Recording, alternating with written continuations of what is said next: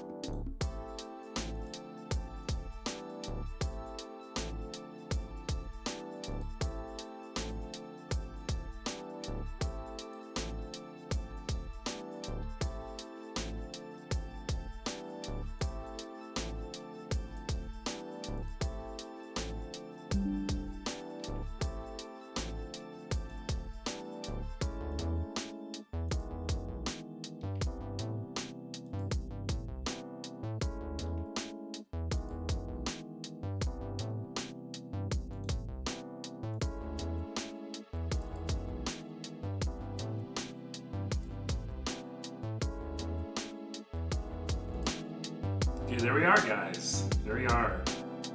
Let me fix my audio real quick. It's a little loud for me. But I at least want to have some background music for today. I know I'm not a Risu, I don't have my own custom soundtracks made, but we can watch some Digimon tonight, guys. And it's been a hot moment. I need to fix my camera angle too, so give me just a second there. Let's see, is this camera need shifted over, cropped a little bit better? It actually has the whole thing in pan here, so let's... Oh, it's because the actual screen capture needs modified. I promise, I've done this before, it's just been a hot moment. Additional settings. Yeah, I'm trying to, Michael, I'm trying to. Look at that. Got the chat on the stream too. But I tried to make sure most things were ready. It's, like I said, it's been a hot moment. I know I've been busy with a lot of things in life, so it just kind of took me a moment to get back to where we were, right? Let's see, what I need is to fix the crop, because I have the crop on.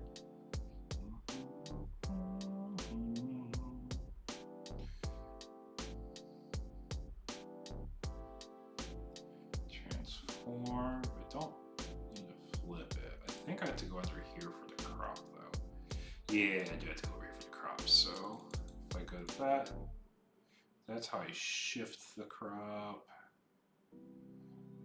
You're going to see the screen slightly move as I get this fixed for y'all. Boop. And then the right. I want to make this crops less. You guys want to see the screen slowly grow and shrink together, but we're getting there. But anyways, so round one, guys. I figured I'd try to get something like a little bit different, but also showcase some of the new decks. So we have Wolforce as our oldie but goodie. And then on the other side, we have a little bit more fun of a puppet chess deck here. I know we got a lot of people in Sakuya tonight, so don't worry, we will be watching the new Sakuya deck in action. But when's the last time you guys actually queued up Old Force? I think it's been a hot moment for me. I know Old Force is probably one of the decks with like one of those, what do you call it, like a strong cult following that people really enjoy playing. And I also just like the mechanics of the deck. But every time we've gotten support for Old Force, it just felt like it was like a piece away from being complete. And the BT22 support, it gave it like a little boom, a little bit of power, but I don't think it fixed like the core issues of Old Force. Old Force being like a single tower deck that's like, it's in a healthy spot where it's not OTKing you, but it's also not accomplishing like enough on board all the time. Like, you have a like single target board bounces. But if you're doing like this single tower strategy, why aren't you doing something like Cuddy, where it's like you stop at level 4, DNA level 5, you clear board, and you OTK? It's just like the payoff feels like really weird a lot of the time. So until we get something that's like extraordinarily like high power level, you probably won't see a whole lot of people touch Old Force in like a competitive format. Is probably the best way to put it. What are your guys' thoughts on Old Force? What do you think the deck's missing to see more spotlights in the meta? Because that's where I think it's personally like lacking.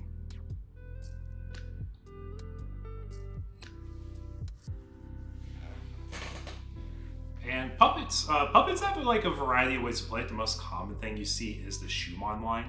But you can't forget, the chess pieces are all puppets as well. And the tamers, the whole concept is when you play the Digimon, you get the memories back. So there's like, it was before like the dog loop came about. There's like the whole play steal a turn build of Chessmon. And that's actually a deck I have a lot of friends that casually play Digimon get into with, because they just think it's a really cool concept.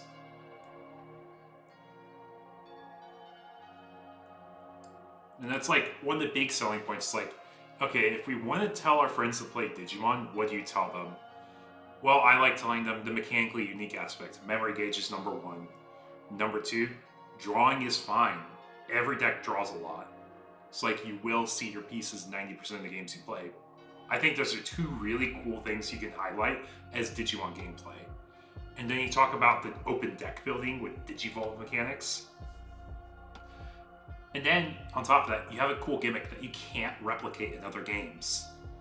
If I were to go ahead and play One Piece, we have a countdown deck called Emu. Royal Knight's kind of lost a little bit of its oomph there, if you think of it that way. But then, you look and you're like, oh, cool, what's Huddy? Oh, this is like a combo OTK deck? Okay, what makes this unique, though? And you show them the DNA mechanics, how you're swinging, and it's kind of like, more like a Yu-Gi-Oh! XYZ deck. So it's like, okay, you're losing a little bit of appeal there. But there are worlds that people find appealing. They like that gameplay from their old facets. Yeah, I'm here. I was supposed to be back like 2 weeks ago. I say that like every week. I'm supposed to be back 2 weeks ago. Work's been a lot. Holidays are around. And next week is probably going to be an off week just because we have Christmas. I'm going to be out personally. But I'm glad to be back, guys. I'm glad to be back.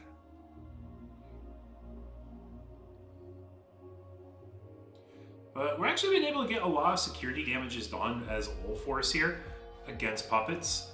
I don't know if you want to call it puppets, you want to call it chess. It runs Kaguya top end. So I would call it a little bit more of a puppet brew, maybe.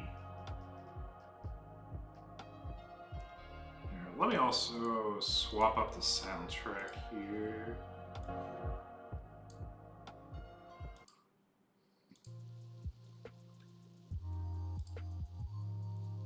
There we go.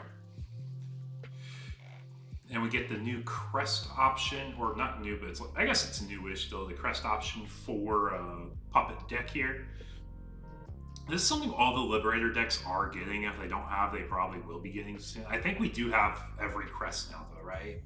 Is there a crest I'm missing, chat? Because I'm pretty sure if I just go to digimoncard.dev, I type in crest, it's going to pull up like a bazillion different ones for all the Liberator tamers. I know Fish has it. I'm pretty sure Owen has his. Oh, do we not just call him Crest? Oh, that's a little boy.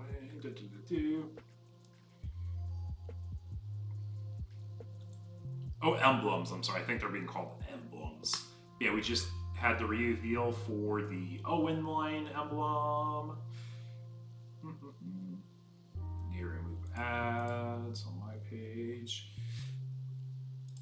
Here, let me type an emblem. Yeah, so we have our Rocks emblem, Owens emblem, Ghost emblem, Shoe emblem, and Fish emblem. So that means we're missing a Zafaga one. Dino doesn't have it yet. What's the Dino line we're referring to? Like, if you refer to Owen as the Dino line, he does have it.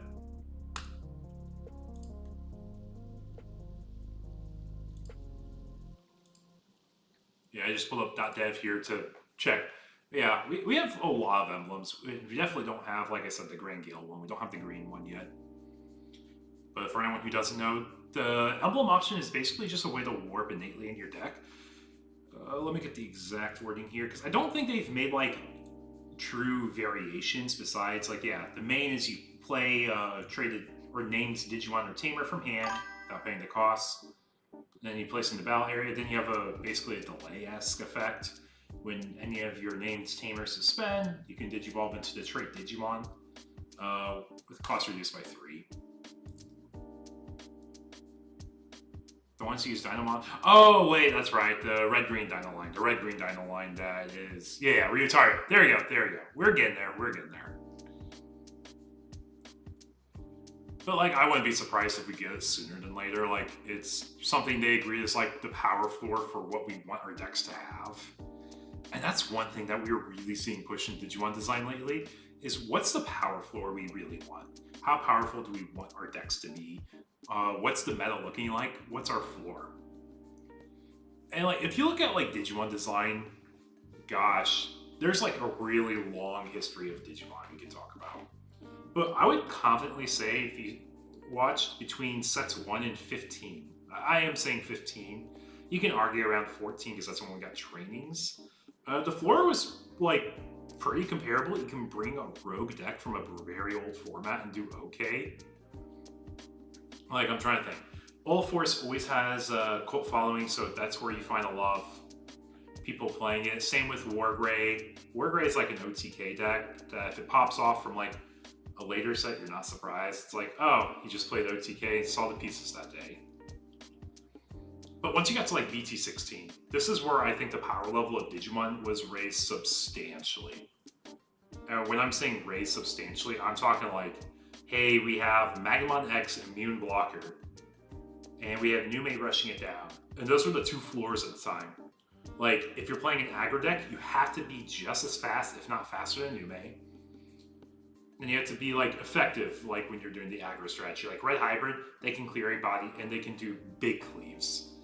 Nume as a strategy is just like, we're doing lots of little chips and we're very resilient on board. But then Magamon X is like the defensive deck says, hey, I'm just immune. And there wasn't really anything that beat that at the time. But now we have so much more protection and immunity in the game that that floor is really hard to just say, hey, we're going to surpass it again. Yes, I'm back right now. I am back right now, chat. Next week is going to be holiday break. It is going to be a holiday break next week, though. I'm also, like, finishing my move finally. I don't know if you guys noticed, like, my whole background behind me is totally different. And that's because I'm at my new apartment in Indiana. I moved from being downtown to a north suburb because they're going to raise my rent by, like, $600 a month. And I'm like, I'm not about that. So yeah, that was another reason it was, like, a little delayed. If I was in my old apartment, I would probably be queuing up a lot faster.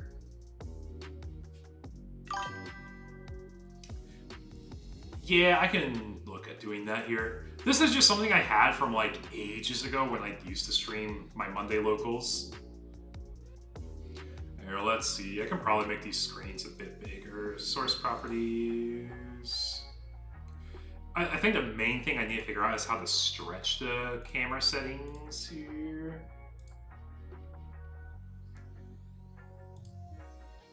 I right click here. And I think it's under transform.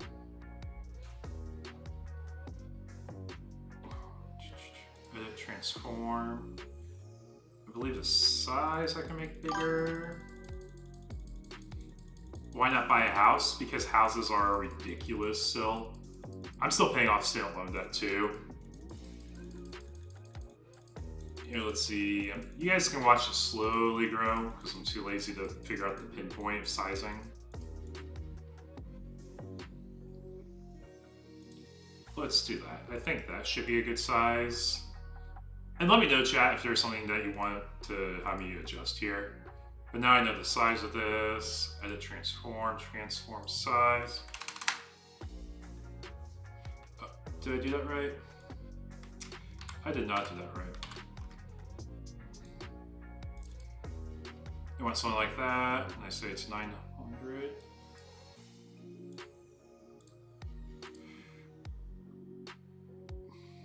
Oh, I actually have a little bit of the playmat being reflected on this one here. I think for the most part, this should be a little bit better. But yeah, so why not buy a house? So housing is a lot more affordable here in Indianapolis and the Midwest as a whole. But I just straight up don't have that type of bankroll saved up to even put like a 2% down payment down. Like a lot of my savings have been put into these webcam locals and to getting products secured. And right now I have 12 cases of BT24 that I need to either find buyers for, or I'm just going to be ripping a bunch.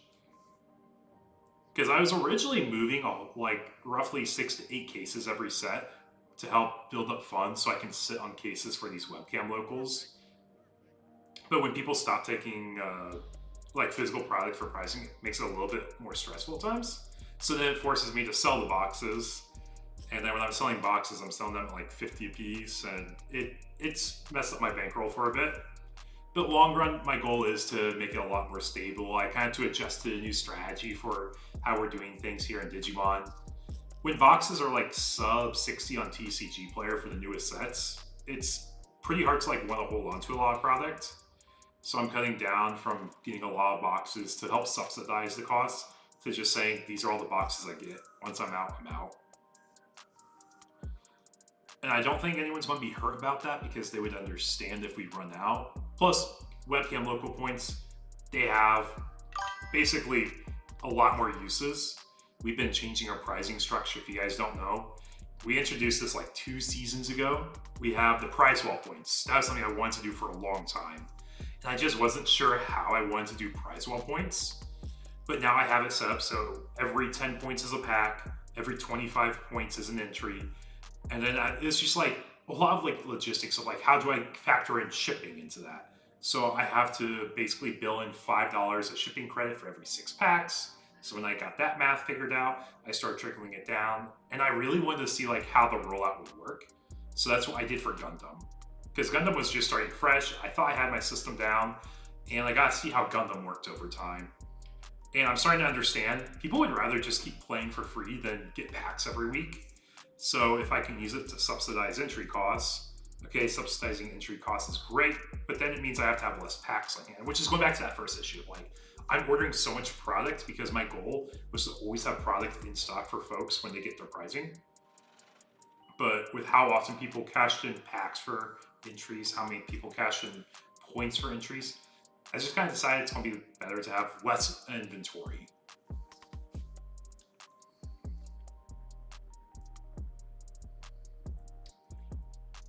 But anyways, so that, in short, that's the long story of like where I'm at, because financially this is just like a lot to carry, and getting all the parts figured out while working a full-time job. I want to make it enjoyable. I want to enjoy this. This is for community, and I like having y'all here. Yes, I do love having y'all join the stream, join the tournaments. It's always a fun time here, and we really like showcasing stuff. Yes. Also, just like kind of talking up, this is nothing about me disliking Risu. Risu is a great guy. I love having Risu. He just has real life Monday obligations now, so he can't do the streams. Just to clarify that real quick, in case y'all haven't caught up on that. It's just simply the difference of, hey, Risu's working an IRL job. IRL job takes priority over doing nighttime streams.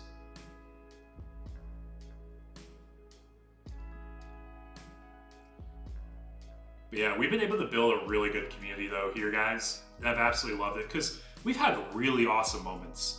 I think last year before Latin American Nats, like when our webcam locals were popping at 40 plus people every week, we saw people bringing fresh decks. We saw people bringing old decks but innovating them to like the new meta standard. Purple Hybrid, we saw that basically optimized here by Soy Marcos. Marcos Grepe, he played so much Purple Hybrid, and he said, I'm so confident in this deck pick, and I know how to play my lines. This is my Nats pick. And he got second place with that. I think that's a cool moment. Then we also see that over in Gundam too. These webcam locals was the first time we saw Red Blue Ping. And Red Blue Ping being discovered here, these webcam locals, basically inspired a whole deck archetype in Gundam. Now Gundam, we're kind of in a stale format of like, okay, set 2, we don't have innovation because we just basically played everything we can. But I know set 3 Gundam will be more inspiring. Digimon BT24 EX11 looks interesting. BT24, I'm not entirely sure how I feel. I think Mass Day will be a lot better because we got the boost. And now I will say, I wouldn't get this mixed up. I know there's Time Stranger and there's Cyber Sleuth traits. I'm going to get those two mixed up. So if you hear me say one over the other, chat, I promise it's not me intentionally doing it. They're just so similar to me because I know they're from the same video game series.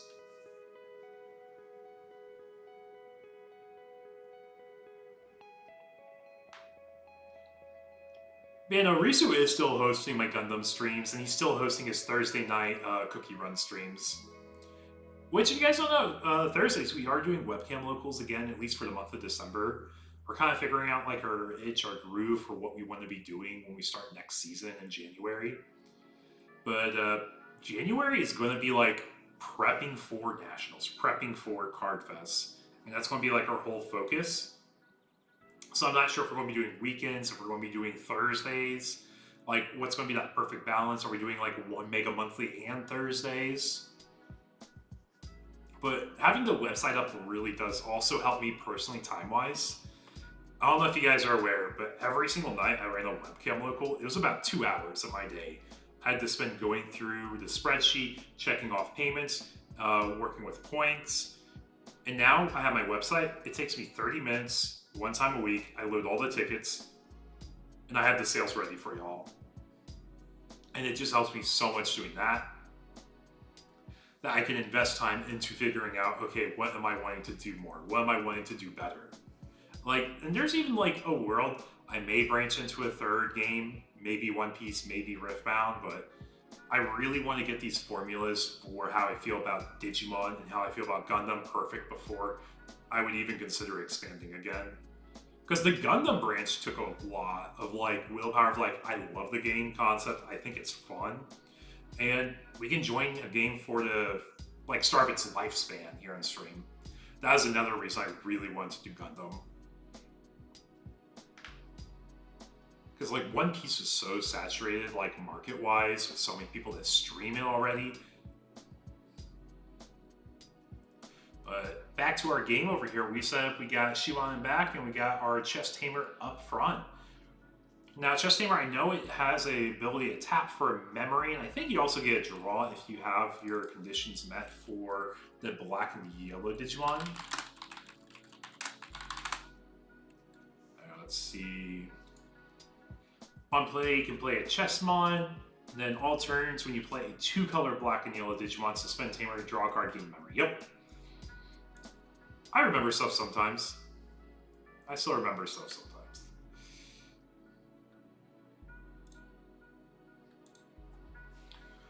Yeah, and maybe one of these days I'll look into investing into a new stream, like layout too. Like I said, this is from when I started up streaming about 4 years ago. Because I started this channel as just like YouTube videos and content. And then I slowly started learning how to do streams in the background. Then when I started kicking off my webcam locals, it's just something I did for fun. I really enjoyed it. It was cool seeing people play decks.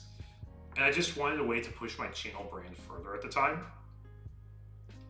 But now, like, you look at the channel brand and all it is webcam locals and meta reports. And I think that's something that's really cool. And I was mentioning, like, website earlier. there's a lot of projects I want to do on that website. It's just going to take time to establish, get framework going. But I think guides would be one really cool thing to start putting on there. So if there's like a deck you guys want to see more of, get like maybe a deck profile, get some thoughts from people who haven't played the deck or that have played the deck, to tell people that want to get into the deck what they need to look for. Like everyone asks like, oh my gosh, we saw some unique top. Like maybe someone tops with Digimon. Like dude, you top with Digimon. Tell me about it. And they may start going on tangents saying, hey, these are my lines. This is why I have these cards. I have this one of just because Huddy exists, you know? And they're like, oh, that makes so much sense. Like, if we're talking about, like, Orlando regionals, one of my locals here in Indy, my good friend Landon, he got 5th place with Demon Lords. And if you look at his list, it's kind of weird. It's very different for a Demon Lord list. He's emphasizing, like, a big Belfie engine with 4 Karatas. And I think it's 3 Underworld Callings or 2 Deltamons. And you're like, oh my gosh, like, why is he doing that? He's reducing his unique names because he's emphasizing so many of these names. And these Belfies don't really seem to do a lot, right? And he's like, well, technically one of them is meant for Jesmon, the other is meant for Huddy. And I emphasize Lilithmon is like more Huddy hate. Because you can't not blow up my guy. And if you blow up Lilithmon, she blows up your guy instead. Okay, that's cool, that makes sense. The Belfies, when they stop attacks, oh yeah, we stop the Jesmon OTK because we can stop an attack. Okay, cool, that makes sense. Now, why are we so heavy on Underworld's Callings and Karatas? Well, Underworld Calling is meant to be like an anti-floodgate card, so if someone tries locking me out as Demon Lords, I just want to be consistent. And the cool thing about the Demon Lord list, yes, he has played the game since it came out, and he will say he has played Demon Lords for a long time too. But his Floodgate removal for Underworld's Calling also was a draw engine with Karada. When you pitch it from your hand, you draw a card. So Karada becomes pitch a card, draw 2. If you're pitching Underworlds in the matchups, you don't need it. So like, there's a lot of thoughts. Like him and I would talk on the phone a lot, because like this is what we do in our lunch breaks at work when we're driving to get our food or we're driving somewhere. And every card in his Demon Lord list had a purpose. And he practiced so much against Huddy, he just felt so confident. The only card that got him by surprise the whole weekend was one of the Huddy options. What's the one? Like Ice, Witch and Lee, Archery. It's the blue one, I believe. Because like you can prepare so much, but because this game's 5 years old, there's gonna be like one card in the pool that gets you by surprise at some point. And it's not even like a weird card inclusion, it's just like, oh, we didn't think about testing against like Ice Archery. We didn't think about testing against like this variant of Huddy. We were so focused on OTK and Toolbox DNA builds.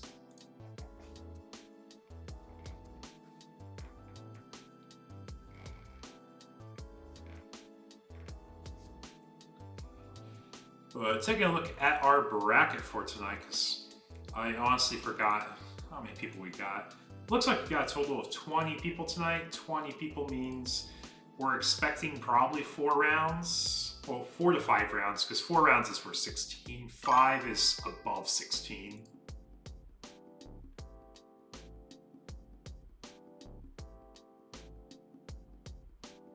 Oh, hey, Burrito. I'll be honest, I was looking for an It's Burrito tag.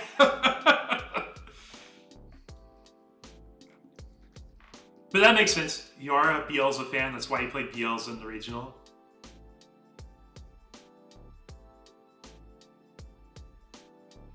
I think that's always like purple decks, like now, because Digimon is 5 years in the making, I think there's lots of paths you have to really respect in purple decks. Because it's not just your like 10 card hand that you have for all your Digimon decks, it's also your 20 card trash. And on top of your 20 card trash, you have to think about interactions with interruptive effects that start new trigger pending effects and how that resolution goes in your favor. Okay, if I'm popping Glusmon Chaos Mode, what am I getting with Chaos Mode? Yes, I saw you did get 4th with the Bielsa. Don't worry, I saw that, man. I saw it. I saw the picture of you and Landon for your top 8 photo. He's excited. He's going to Vegas. Are you going to be playing in Vegas, Burrito? Because I know I have like a whole crew from Indianapolis that want to go, and they're planning on like sharing a big Airbnb. Originally, our plan for Florida, I don't know if you heard about this, Burrito. We had a group of 20 people coming from Texas and Indianapolis to go down to Florida, and we were going to rent out a mansion originally.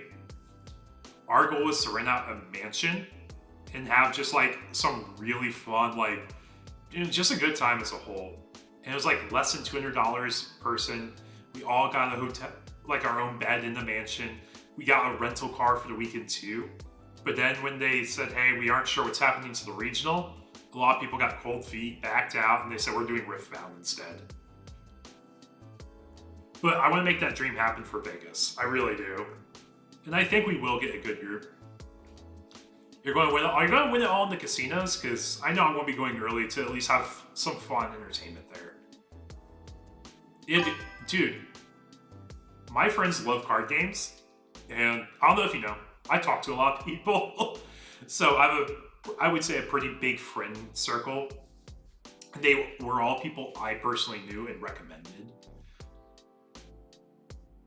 But yeah, like legit, we are calling it the Nerd Mansion. I have a Discord group called the Eagle Travel Buddies. And it's just like how we're planning everything, all the logistics. But yeah, if we didn't have the Riftbound Regional in Texas that weekend and like the potential cancellation announcement, we definitely would have been a pretty big group. Oh yeah, you're all good, man.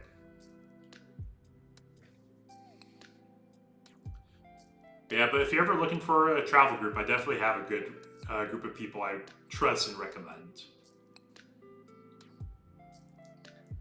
But it looks like we're going all out here on our puppets board. I think we did the Kaguya Slam, pop a token, go into Kaguya effect, make a body, and then, yeah, we got set up. I ended up playing a Gundam in Orlando. I was there for Gundam the whole weekend. Gundam is something that I was so excited to try for my first regional, and I washed out so badly. But day two, when y'all are doing Digimon, I know it's sad, but we had 2v2 side events, and that was the most fun I had all weekend. Gundam 2v2 is such a fun team building game experience, because it's not like 3v3 in Digimon where you have 3 separate games and you can chat to the guy in the middle. It's more of like, hey, we're building this board together, and we're responding to our opponents together. We're drawing a card, we're doing our resource, and it feels like such a strong team dynamic. And not to mention it had like the experimental rules where you can put your pilots underneath your teammates' units, so if one person's working with pilots and the other only has units, you still have a very playable hand. So yeah, anyways, I can rant back on them. That's what I had a lot of fun with. Yeah, we did have a very good turnout. And we had a lot of people coming back day 2 also.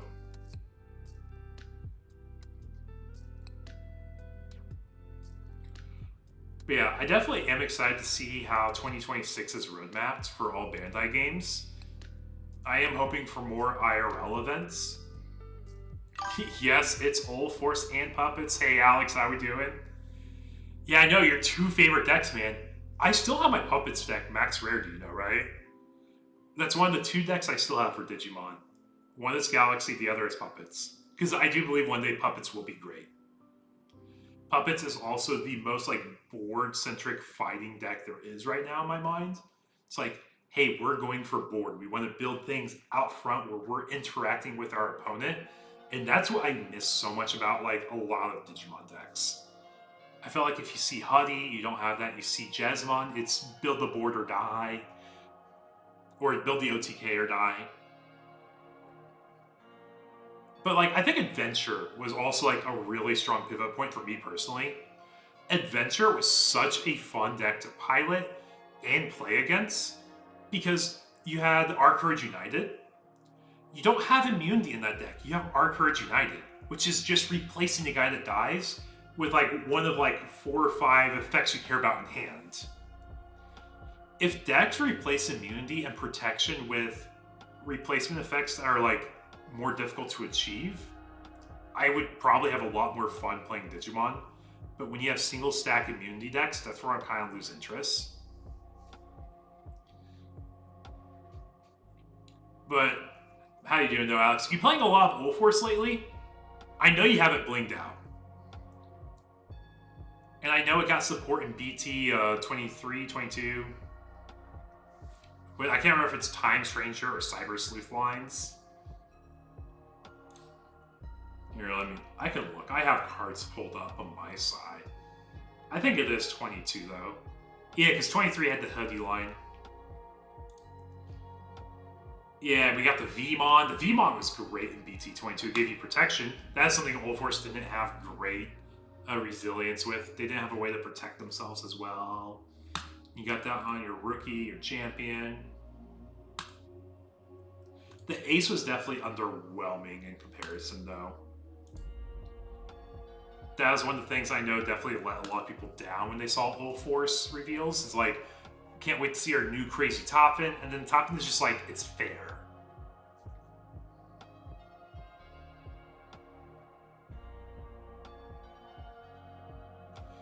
Oh yeah, this isn't pure puppets, it's like chess puppets, but it's still fun. And this is round 1, in case you guys don't know. Middle of round 1, game 3 with these players. Got about 15 minutes left in the round.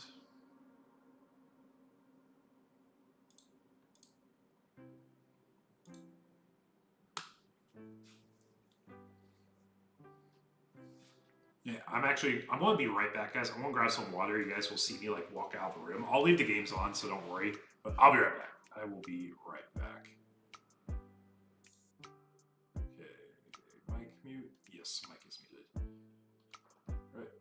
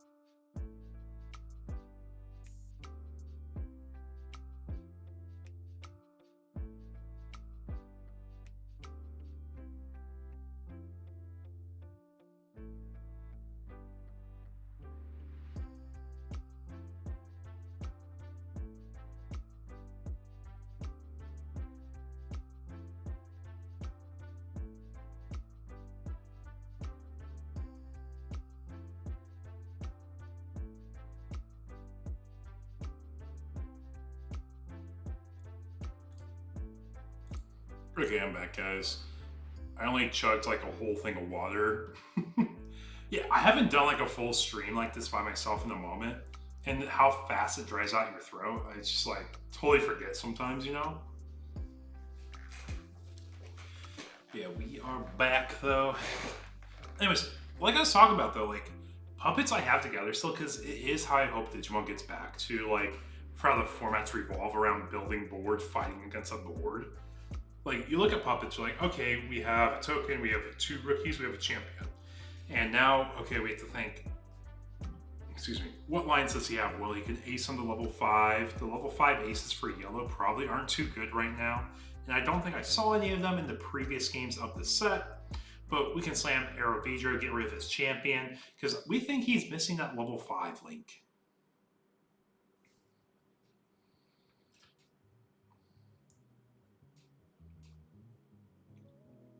But also, with puppets, you do technically go a little bit heavier on the rookie base compared to other decks, because it's like a lot of a draw engine in searches.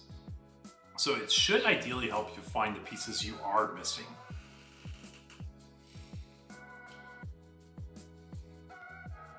And not to mention, like, we are kind of close to getting him game.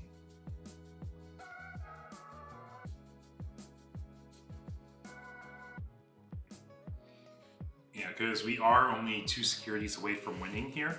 So if we get him down to 0, we just need to find a way to find another check. And we do have a Kaguya here that we get to go in here for a cost of 3, affect the Kaguya. Or not Kaguya. Kaguya is level 6. What's level 5 called? I'm blanking, but anyways, we get that guy back out that we lost, so we get memory back.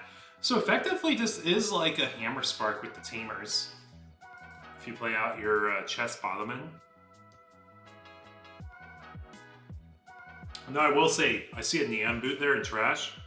I think Neon Boot was kind of being cycled out already with the new Puppet level 7, right? Because we had that one just spoiled not too long ago, and people were talking about how insane it was. Or at least that's what it appeared to be cycling out. Am I misremembering? I could have sworn it was level 7 we just had revealed. Maybe it was level 6 I'm thinking of. I just know we had top-end Puppet support that looked like it could already replace the Neon Boot. Chat, if you know what I'm talking about, let me know, because I don't remember, and I don't know if I would find it, to be honest with y'all.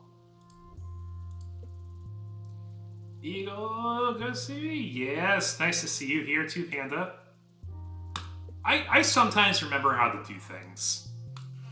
I remember how to turn on my computer, click the stream button, get everyone here on stream. I remember how to edit the cameras a little bit. But yeah, it's been a moment. It has been a moment. Oh, Panda, I haven't talked to you yet.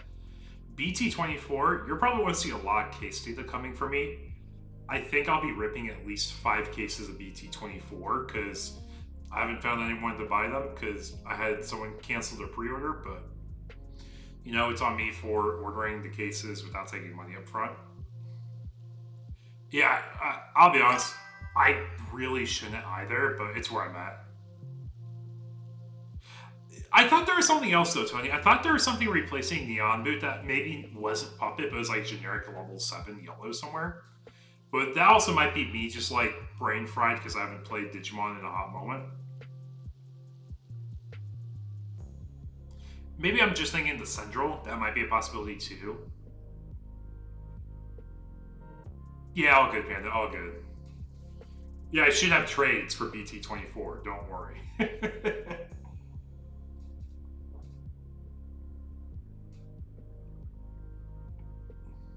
Shut off a new Central.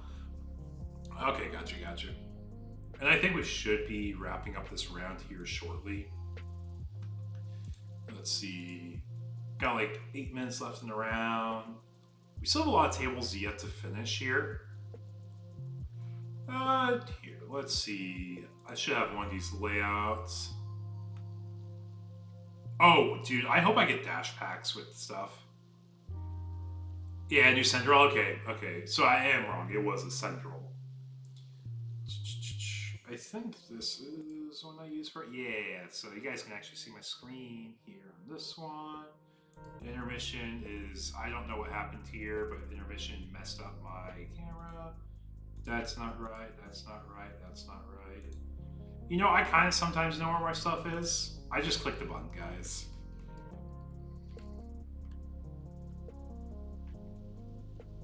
Oh yeah, I have all the Japanese alts. Like, there's something I personally asked my friend to get for me because I thought they were cool. But yeah, then I saw the dash packs too, and I was like, oh dang. So our dash packs are gonna have all those exclusive, formerly exclusive alts. We don't have the Sovereign stuff yet though. We don't have the sovereign playmat or the sovereign alts that China got. But I think other than that, we've had almost everything. Junomon, we don't have those in the US, but that's a censored art that we're never getting probably because of that. And then the Noirs, obviously. Like, I have a pile of, like, I don't know if I've shown this to chat. Like, I have a pile of, like, the Sistermons from Japan. And then, like, I have the new Noirs also. I always get a bunch of them for my friend. We do trades back and forth. I send him the Blancs, he sends me Noir, or CLs and Noirs. Yeah. I'll remember someday, chat. I promise.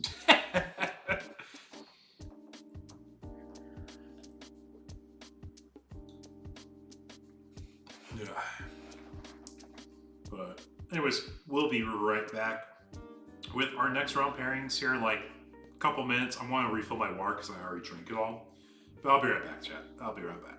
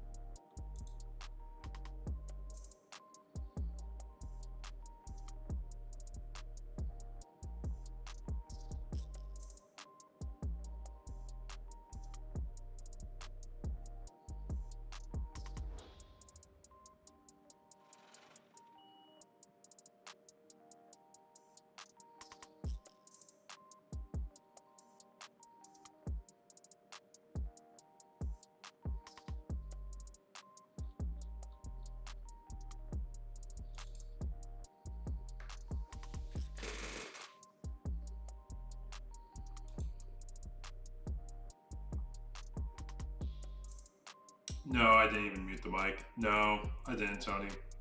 I got my water though. Just kind of sitting here quietly while getting everything on my side ready for next round. I was kind of looking at like the decks for next round. And next round, we got some variety here. I'm seeing if our Sakuya ends up winning this round, or one of the Sakuyas wins this round. Because we're getting a mix of other stuff too. Like, we have a black hybrid deck. I think that looks kind of interesting. We have Royal Knights. We have Omni, which I'm probably going to be avoiding Omni since we've seen that before. We got another Omni. We do have one Sakuya here. Sakuya kind of became like the new combo deck people really like. Oh, we actually have a Mass Day. Could be emphasizing Mass Day, could be doing rocks.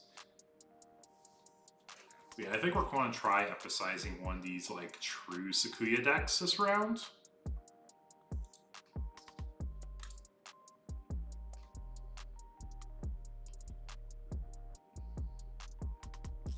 Here, I can at least do this for y'all. I can do this for y'all, so you feel like you're talking to me.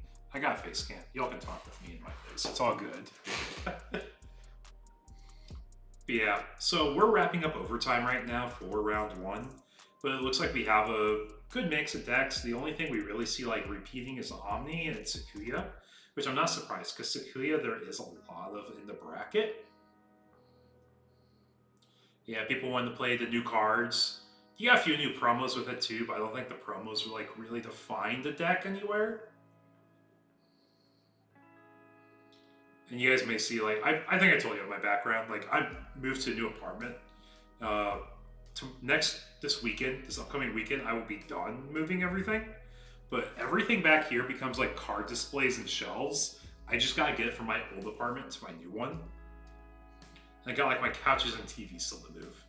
But other than that, like, my move is basically done. And let's take a look here. Our round two, we should have that. Yeah, overtime, wrapped up, 9 out of 10 matches. Should become 10 out of 10 here shortly. Yeah, they just cleaned up, so they should be reporting.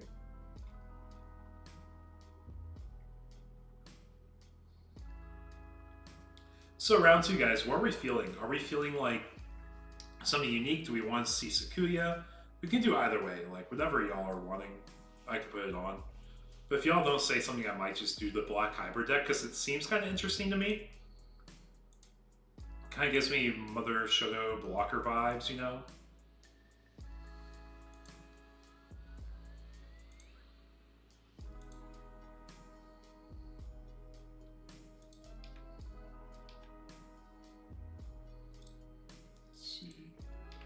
This is Omni.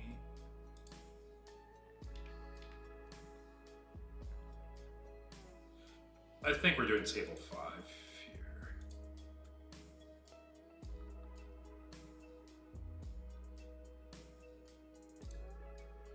Table 5 should have a good mix. There we go. Once our players hop here into the stream, we'll have it all ready for y'all. But this should be a fun matchup. It should be Mastamon against Sakuya. So we get two newer decks. Mastay being the Cyber Sleuth Mastay from BT23. And then Sakuya obviously emphasizing the new Star Deck 22 cards. Which, I just want to say, chat, if you asked me what my vision of Digimon was like when I got into the game 5 years ago, I wouldn't say streaming a webcam local when the 22nd Star Deck came out. And we're getting ready for the 24th main set. Like, that's just so far ahead that I just wouldn't think that far, you know? Because you know it's like a common question if like you're applying for a job and the person asks you, it's like, where do you see yourself 5-10 years from now? Like, that starts making you think then, but you don't do it naturally outside of then.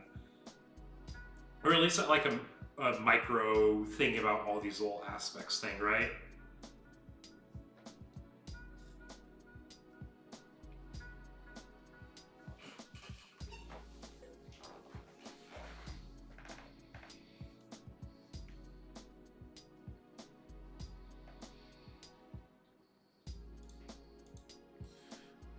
let's take a look here. Okay, there we go. Both our people are here. Both of our folks are here. Yeah, we got Tessero on the bottom side and Tim on the other. Let me go ahead and flip this around real quick so we can get flip on the horizontal. Oh, not horizontal, flip on the vertical.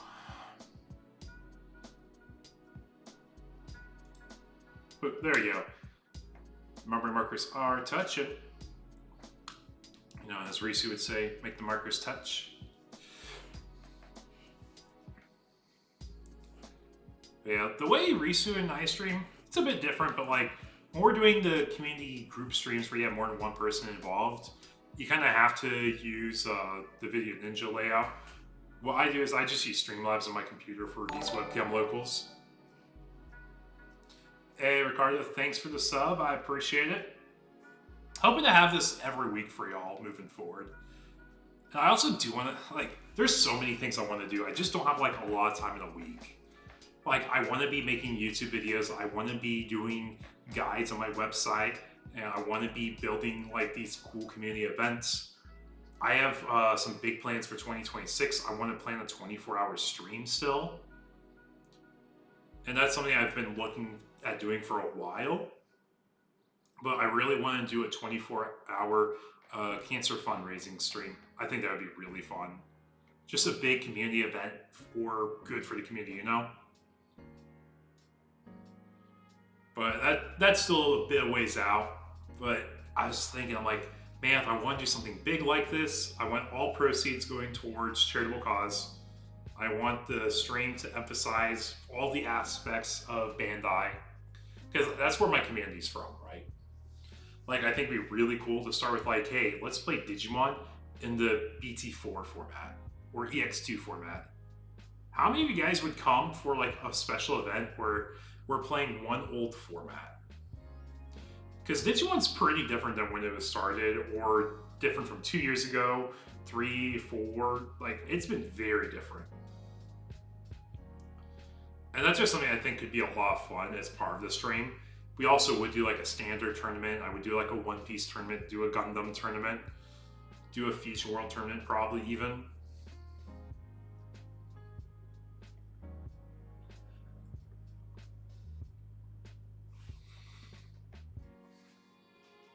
But yeah, so we're looking at Tim's side here. And Mastodon is a purple deck, and because it's a purple deck, you could actually use the Dark Animal engine. Do you guys remember when Dark Animal Engine, everyone was like begging for like some of the cards to get hit? Honestly, it's a generic engine. It's just meant for consistency. One thing in Digimon that you have to acknowledge is it is fair to draw a lot. And when I say it's fair to draw a lot, it's because we want to Digivolve and have our lines. If you're playing a deck that doesn't go up to level 6, you probably shouldn't have as strong of a draw engine. But if you're going to level 6, having a stronger draw engine is kind of needed to make sure you see your lines consistently. And the Dark Animal line gave you that way to build up while seeing your pieces. Because you have to think about it. Okay, you have a draw egg, that's staple for every deck, you have a draw egg. The rookie gaining a memory back because you have to either do a 2-cost Evo into a Dober, which doesn't get you anywhere. Dober X gets you memory back. With Protoform, it's a free Evo on the champion, which is honestly fine. Like, especially compared to the format today. Like, we're talking about what Huddy does as a level 4, and we're talking about stack building decks. You have to have the power balance somewhere. So getting a free level 4 if you combine with a Protoform, you kind of need that sometimes in this game at this point with how the floor is set now.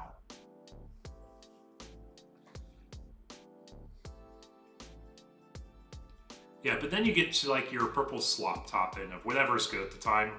We had the Growl engine. The Growl engine's fine. It's a draw engine, and make sure you see your pieces.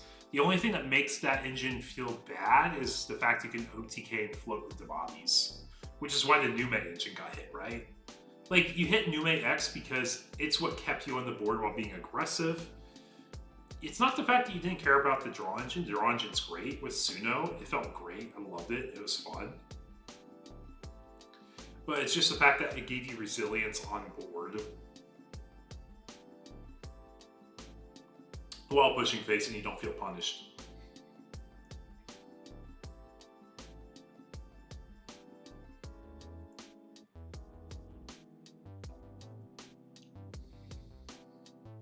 So what are we thinking, chat? I mean, I know Sakuya has a lot of windup because they're very low in their champion counts. Like, typically Sakuya plays like 6 champions, like 8 rookies, then roughly like 6 to 8 level 5s, and then a good mix of 6s. Because like, you don't have the space, you have to run so many options and tamers. But on the flip side, all the options are consistency cards, with a few that like accelerate your game plan. But it's just gonna be rookie, choke at 1. And for all 20 of y'all joining the stream, appreciate y'all hopping on. We're in the middle of round 2 of our webcam locals, and we watch Tim push out the Dober, go into Ogre here. Oh, I am curious, what do you guys think about the new Ogremon, Goblymon lines? I think they look cute. Like, it's such a funny mechanic. It just cracks me up. It's like, you know what, guys? Let's just make sure that when we play our new Tidamon Skolbelucci tag team GX Bazillion level 7 card, you know what I'm talking about. I'm memeing on that a bit. That we just have like this consistent rookie champion line where we can just kind of meme on what we want our deck to do. Like, we Evo up for cheaper. Demon Titans, I actually think you could put in Demon Lords and be really good. It gives you a different route for playing Demon Lords. Like, you can play aggro. Like, aggro Demon Lords with Tidamon Skolbelucci because it has the type of demon, I believe is how they have it worded. You can slot it in the deck. You know, let me take a look here. Yeah, rule trait has demon type. So you get Rush, Piercing, Execute, Body, and Demon Lords now that on play. You know, like, I just think it's cool. I think there is a very valid line for it. How well it does, we'll kind of figure out as decks come out sooner and later.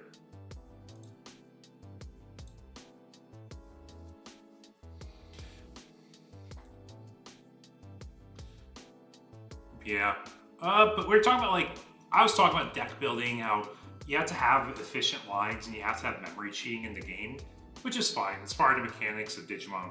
As sets come out, decks get stronger when decks get stronger. You have to accelerate the game plan somewhere.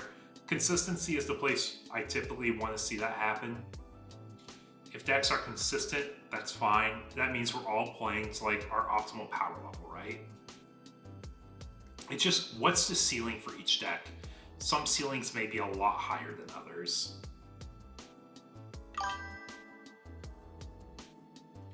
It's why Greymon sucks now, because of how much like speed there is. I mean, you can't say Greymon sucks. You got Omni decks that are very relevant in the format still. You have the Ultra S OTK line, and you also have just like straight up Omni Ace. What do you call it? Not Progenitor, but Miraculous Mega Knight. Miraculous Mega Knight is such a good answer to Honey because they have to delete your guy. If they delete your guy, you get to Omni Ace them. And it just goes back to my whole philosophy of like, okay, we have decks that want to interact on board. Omnimon was fun. I love it. You interact on board.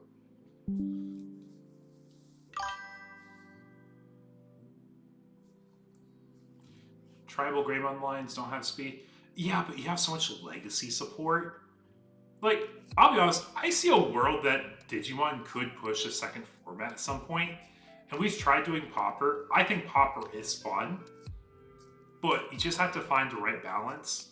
And I think with how regulation battles work, I just don't enjoy it as much. I have built decks for it a few times, and I just have fun building jank, funny things, which is like part of the fun of Digimon. But another format I see taking off in Digimon, maybe if we ever want to push an alt format, is like a singleton format.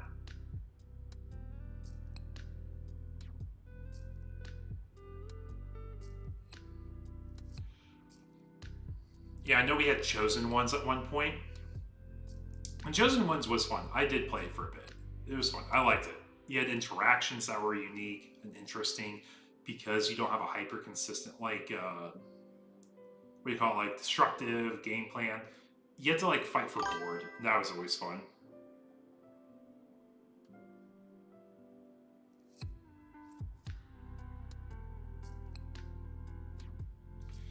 Greymon just doesn't have enough, unless it's OTK, defensive builds aren't sticky enough. I mean, yeah, that's just how power creep's been. Like, what's the last time Greymon got like a true line of support that wasn't the Black War Ace for Virus Greymon in EX11? Or EX10, not EX11. It's been a moment. And that's because we had so many Greymon decks for like a year straight. I played so many OTK War Greymon decks around the BT13 era. I just didn't, like, that was like the identity of Greymon. Like, you're playing this red Oonga Boonga OTK deck. If you're trying to emphasize the defensive Greymon, yeah, it does get outclassed. Like, if you want to play a defensive tower deck, why not just play Magnamon, you know? And I don't think we've really had, like... what's the best way to put this? Because I want to say it's like, well, why would we play this if this exists, right? Like, you have options. And one of those options I always think about is like, okay, what's the best deck at doing this? Okay, what's the selling point if I want to play another deck with the same game plan, but it isn't this deck? You know, like, what's the feature? What sells? It's like, if we're playing a tower deck, well, why are we playing War Greymon OTK versus, like, Sakuya combo? War Greymon OTK is more consistent, has so much legacy support, and it just has so many pieces that get the OTK. Okay, cool. Well, why are we playing Sakuya? Well, Sakuya has this floodgate top-in that answers the meta better, maybe. Or it does have an OTK. Formerly, it had an OTK line, I should say. You have Valder choice restricted now. Like, when it wasn't choice restricted, okay, maybe Sakuya is just strictly better because you get Ruin mode, and that's all you really needed.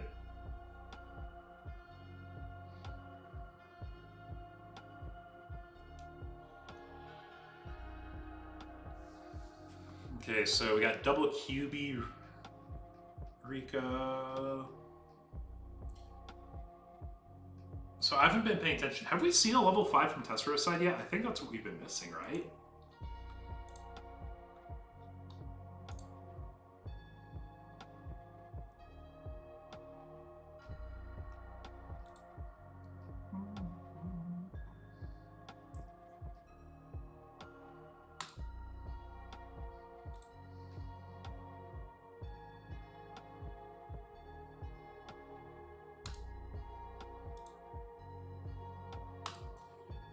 Yeah, we are getting our plugins to start linking.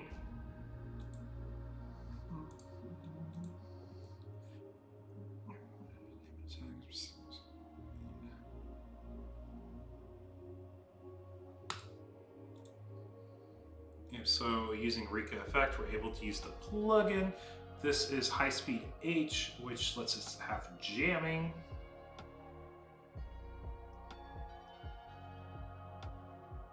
And it also does a stun here. So a lot of these plugins are almost strictly better than their older counterparts from EX2. Like, I'm skimming through these again because it's been a moment. Like, we just get Blitz instead of +1 attack.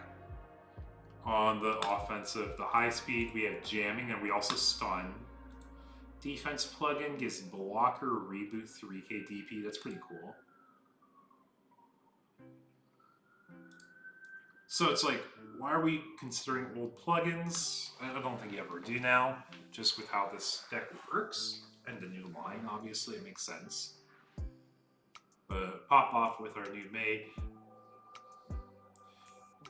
New maid, get Tuck, I think it's Amethyst Mandala, which is the name of the starter deck.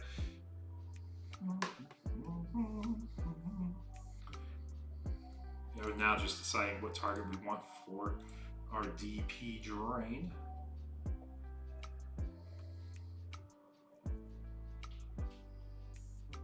Or not. Yeah, scary. Ugh. I promise, I sometimes know what the cards do, chat. I sometimes know. I only like vaguely read the the Sakuya deck cards for stream. But as more of these webcam locals happen and I stream again, like, I'll become more familiar with them, I promise. And I don't have a Risu to chat with, go back and forth with, guys. It's a different dynamic.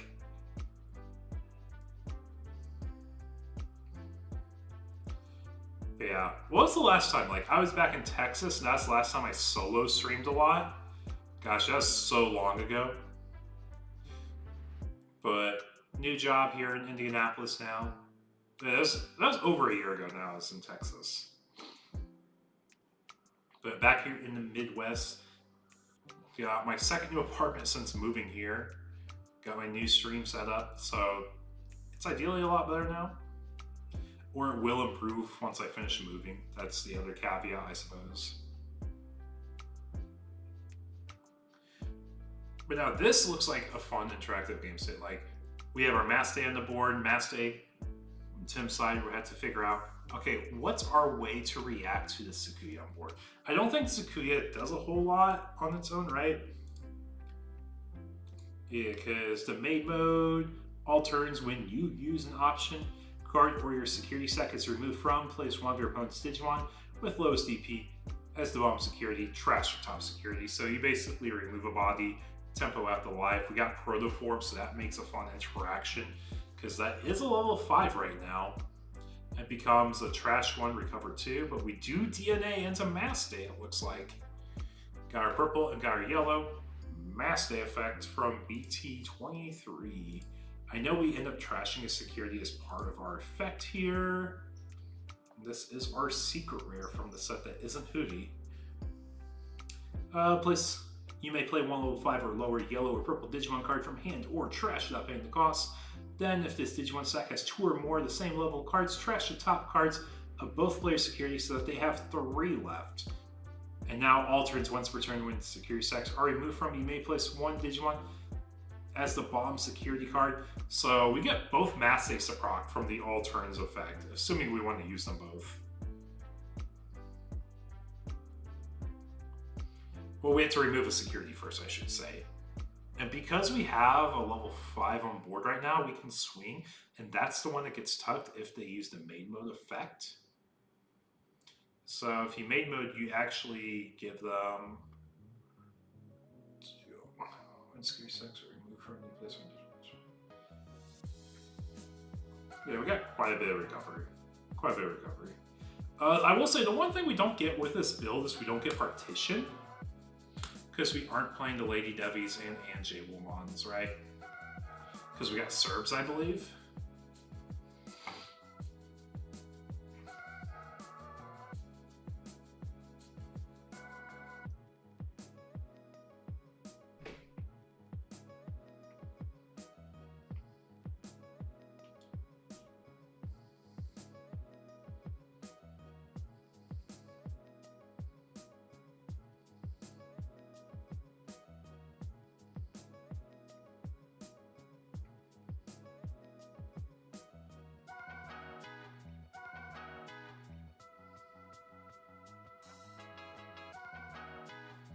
Yeah, how excited are we for BT24 though, chat?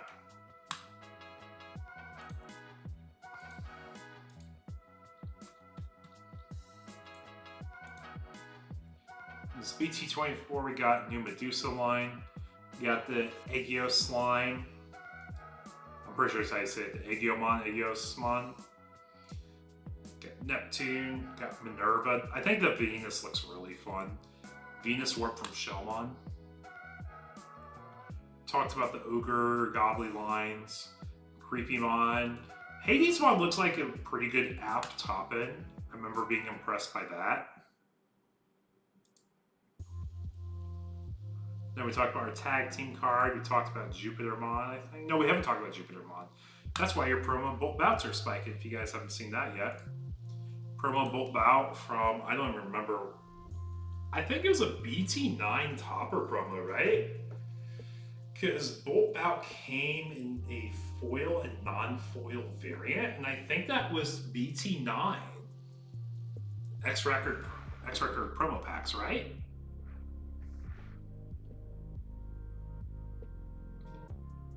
Because I remember pulling them. I'm pretty sure that's the set it came from. And that was like your junk promo for the longest time. To be fair, it barely saw play when it came out. Are we going into our third Mass Day? We definitely have drawn a lot, so we should be able to see our pieces.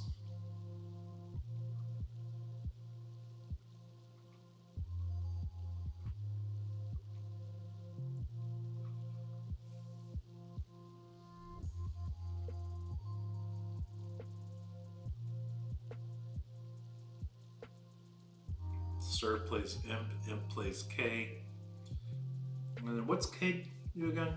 I know K's like our antagonist from the new series.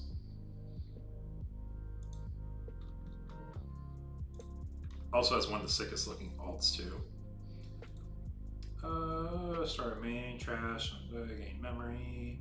By dealing this tamer end of turn, one of your Digimon may teach level 5 or lower. Undead or dark animal, trade trash, not paying the cost. So it gives you like turn extension. Because if you're able to go into like a Serb, play out body, give it a rush, but then you can't attack because you've already started your end of turn procedures. I guess I'm just not seeing the line as clearly yet for what you want to have the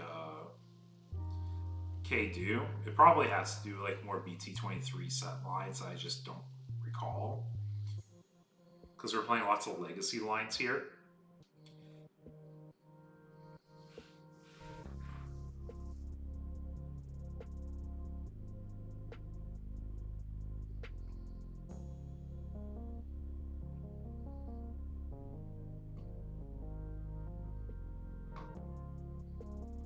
It looks like we might have an ace here from Sakuya's side. Yep, Sakuya ace. This is the new Star Deck 22 Sakuya. What do we do? What do the Fox do? So, hand, counter, blast, Digivolve Alliance. On play, when Digivolve, when attacking once per turn, you may play one Pipe Fox token that has blocker. Then you may use one option card with plugin or own Joy Jutsu trade from your hand or under a team without paying the cost. So it gives you a way to use what's on board as a reaction or from hand if you need to.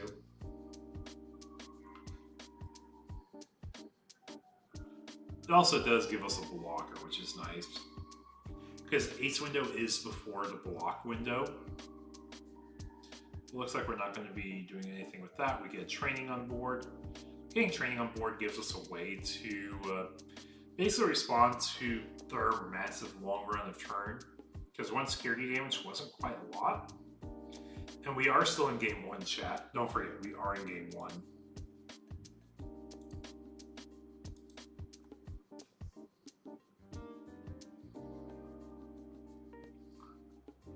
But who's surprised? Maste and Sakuya, two slower decks going against each other. It takes a while to go through games, but it's all good. It's all good. We're here for the good times and vibes, right, chat?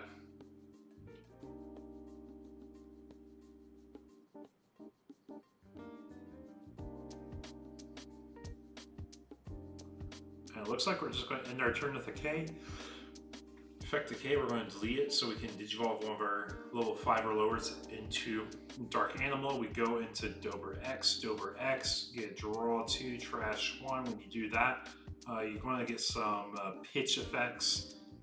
Do we have any memory gain ones still? Maybe, maybe not. Regardless, we get to pop our next K. We get to go into our level 5 here. And what is the level 5 we have here? It looks like a Skull Bellucci of some sort. I'm actually not sure. It's purple, yellow, level 5.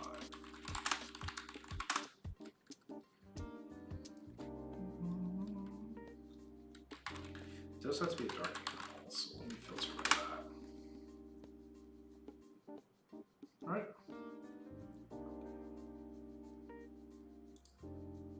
I was going to type in Skull. Because I'm pretty sure it's Skull Bellucci. Yeah, it's a Skull Bellucci from BT19. On play when digivolving trash your top security card, delete one of your opponent's level 4 or lower, then gain 1 memory. On deletion, recover 1. So it gives you lines for popping your guys with your Serbs. You don't mind it as much when you attack. Yeah, so our Masse is on swing, popping it, restanding because we have Serban sources. Recover 1 from the Skull Bellucci.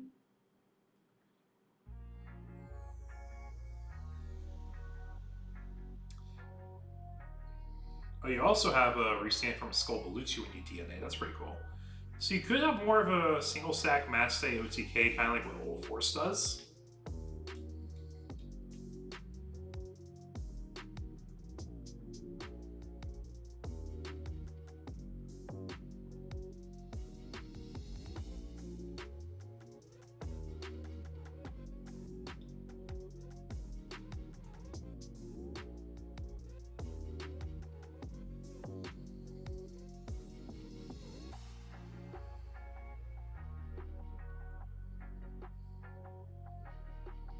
Yeah, I think our goal is just like, can we win on this turn? We have one blocker out.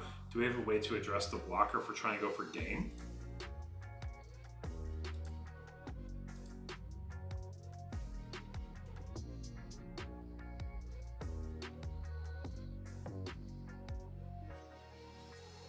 Let's take a look. How is our bracket looking? What do we potentially have to look at for next round? So we have one match finished already. That is the Omnimon deck. So there's a chance we watch Omni. Table 1 is a matchup of puppets. Like the chess puppets against the Black Hybrid deck. So that's another slower deck. Makes sense. Then we have Royal Knights against Royal Knights. We have a guaranteed Royal Knights next round, pending no tie, which there is a possibility. We have a Sakuya against Rocks. That might be a fun one to get to if we're done with this round. I don't think we'll finish this round that quickly.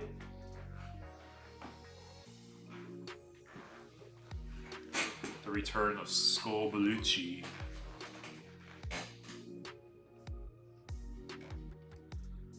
But for everyone who's been hanging in here, appreciate y'all. Hour and a half into stream so far. We're in the middle of round 2 of our webcam local tonight.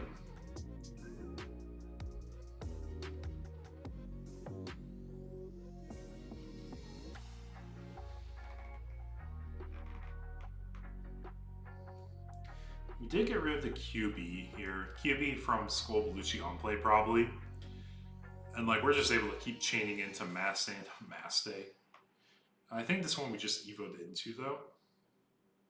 And we're kind of saying, well, if you have a way to answer 2 Mass Days and a possible ace, excuse me, that's great for you. We also have 2 protoforms, so we have 2 recovers if you remove our bodies anyways.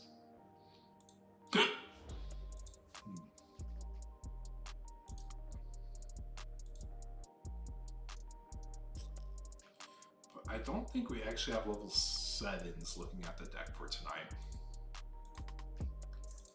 So there's a chance that we might be under the impression he has level 7 ace. Like if you have an Ordine, that could be gross, but it's not an ace. It's just like a mass recover card, which you don't really need. We have 1 card left in deck. Or 2 cards left in deck after the training here. I'm going to turn pass to Sakuya. How are we going to respond to this board off of 2 memory, tamer, double training, and token? Can't forget the token, guys. It is a blocker, so that might give us a little bit more survivability here. We have literally seen every card in our deck as Tim here.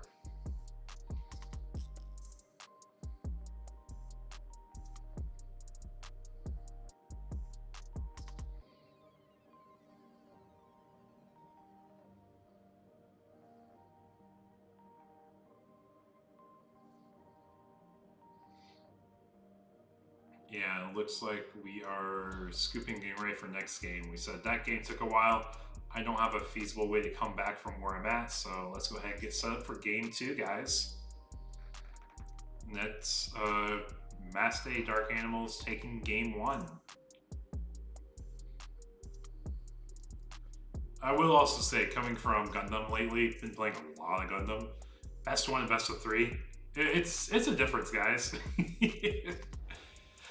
I also was judging this weekend for Peoria. I don't know if you guys are aware, but Peoria, we had a one-piece regional. I was judging that. Great time. Got to hang out with a lot of my homies from the Midwest, especially Chicago area. And at the event, best of 1, flew through day 1, day 2, best of 3, but we only got 32 people, so it's kind of chill. We're all taking it easy. It's also a really easy format to judge, to be honest, too. Like, there's 3 decks and maybe like a rogue 1 or 2. Digimon's been very diverse, though, but we also have 5 years of card catalog to go through. And I think it's just like going to be a continuous strength of Digimon into any format. Like 5 years of legacy support, 5 years of deck building on. But I do think the power creep mostly takes care of like any old archetypes that haven't seen play in them like recent-ish. Like you need some wave of support to be more up to speed, right? Like if someone tries bringing was it BT6 Kazuchi, I'd be very surprised if it did anything.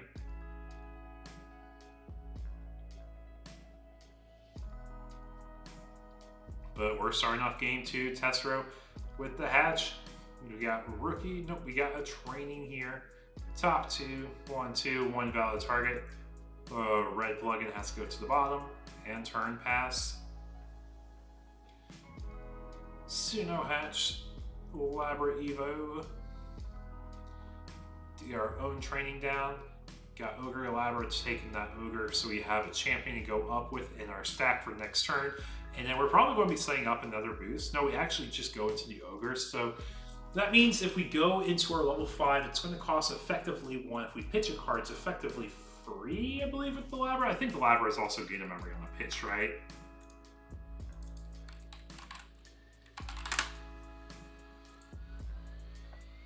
Oh, you have to play a Digimon by effect. So if you go into the Serb, you get the memory back still. Okay, so Serb gets us memory back, so we could Evo for 1 to Serb, Serb-X, Protoform. Yeah, there's a line that we just go into level 6 next turn.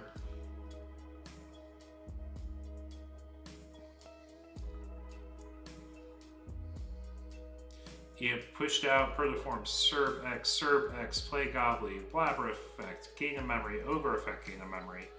Suno, because we pitched the Gobbly, draw a card. Crack training goes into Dober, or Ogre, not Dober. And now if we have another Protoform, you can explode to another Serb-X. Skullbalucci also valid, draw a card, pitch a card. Lets you swing out with your Serb-X stack if you want to.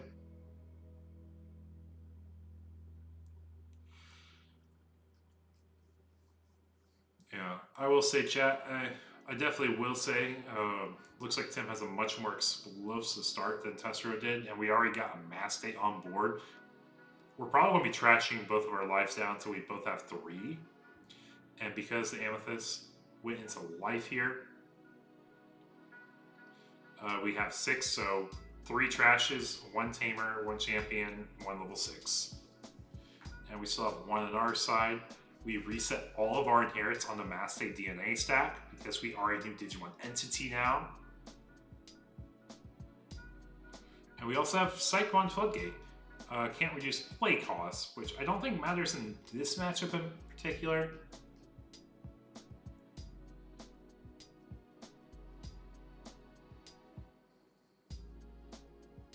Yeah, we don't reduce play costs, we ignore paying the cost for the options and plugins and so forth.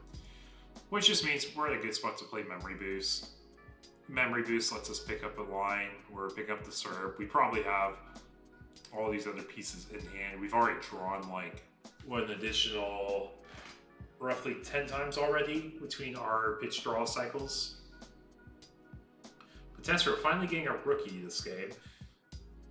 It does feel rough being at 3 life after having 3 trash, because your opening play was Amethyst.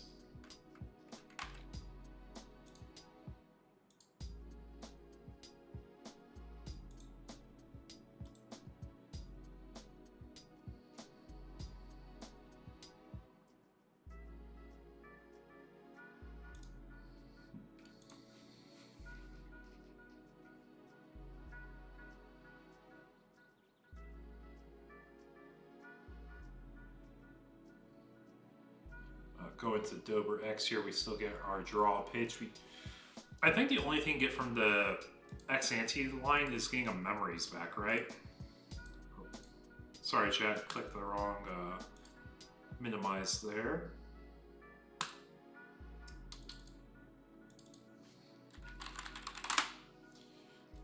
Yeah, Dober X.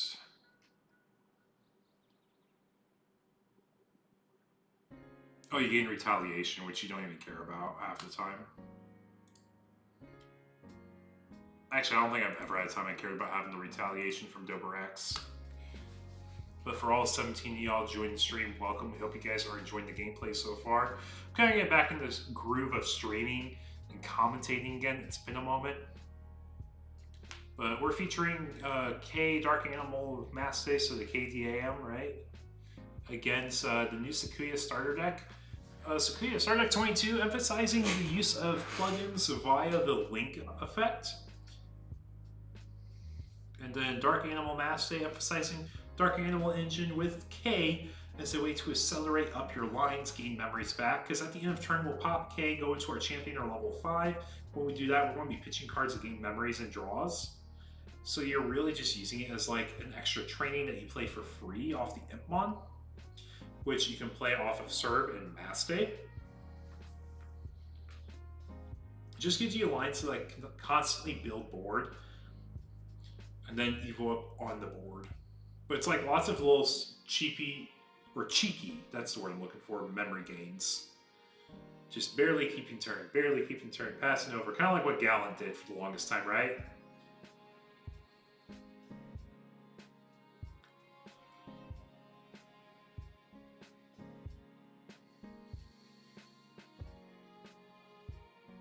We do have Serb, so it does give him on rush. Was not even thinking about it. Are we trying to think for game? Might be trying to angle where we go for game here. Because the only thing we have to really like acknowledge is the Amethyst gives a 9k blanket, right? Security effect, one of your opponent's Digimon gets minus 9k. So it's not even a blanket, it's just a single target.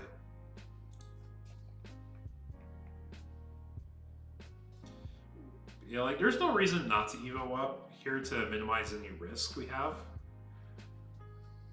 You give blocker to a stack.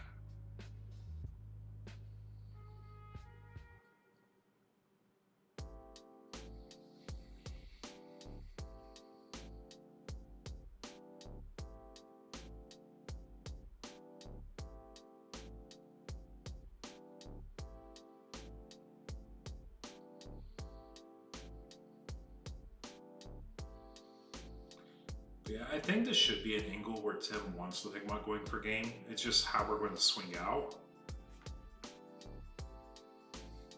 Going with the Serb X first, it looks like.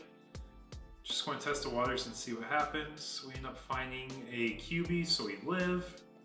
Now Maste can swing, pop it, restand. Security check is another champion, and that should be writing on the wall. Dober swings, Amethyst gives minus 9k, then Maste can just swing for game. Much quicker game too. Didn't help that Tessero had a rough start here, and then he had 3 life trash after having to open up Amethyst as a line. But yeah, just trying to see like, hey, how far was I from it out? Oh, let's take a look. How are the other tables doing? Got about 9 minutes left in the round here. We can hop table 1, see how it's looking. How it's looking is it looks like a shuffle and cut, getting ready to go into a next game, it looks like here. Yeah. So we'll take a look and see how this goes.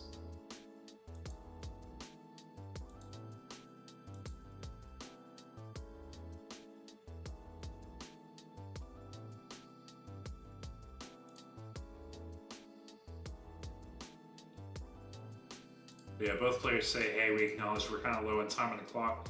Got 9 minutes plus overtime to resolve whatever game we're going into.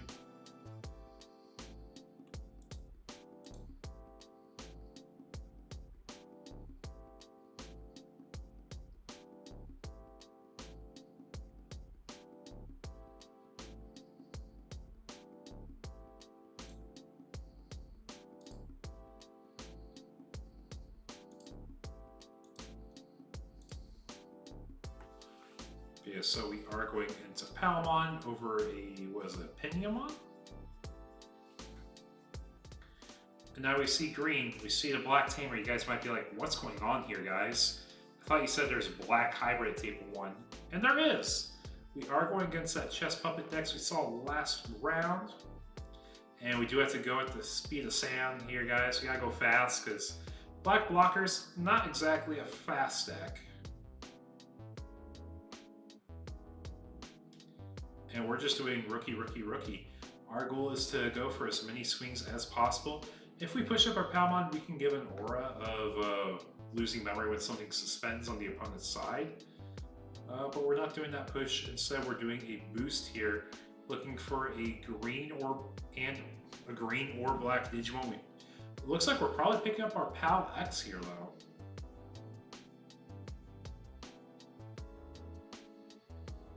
Pal X basically guarantees a Palmon Pal X combo to gain memories.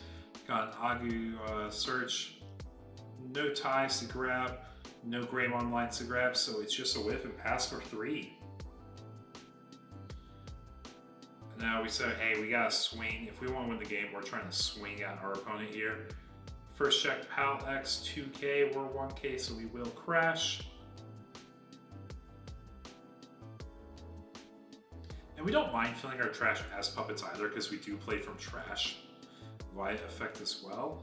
And it looks like we found a Tropical Venom, the only zero cost event not restricted right now. Just because we do have to have a board present. Go into our Shushumon here, play out the token, and we got Yellow Scramble effect, going to Kaguya. Kaguya effect, pop a puppet, prop the token that was going to be gone anyways to go into Kaguya. Kaguya effect. So we do have a DP drain from the token going away. Kaguya effects, we get play out that Shumon we had in the trash. Like I mentioned, we don't mind swinging with it because we do need to play stuff from trash at some point. So we're probably picking up our champion here because I don't see us needing Neon Boot in this game. Yep, makes sense. Because our goal is just keep going wide and attacking our opponent. Got him down to 3. But they can push out Palmon. Palmon target Kaguya. Kaguya, when it gets tapped, lose 2 memory from Palmon effect. Which means we're going to start our turn with 5. What can we do with 5 memory? It's a black hybrid line into a Greymon level 5. And you're keeping turns still because you can pay the extra memory right now. You're actually kind of comfy. I guess there's a few things you can do here. It just depends on our lines as black hybrid, right?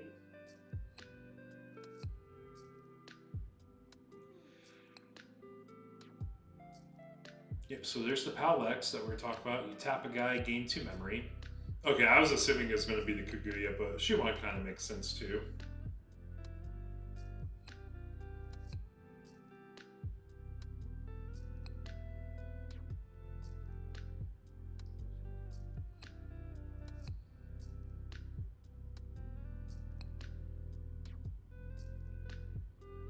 Yeah, we're just debating like, what do we actually have memory for right now?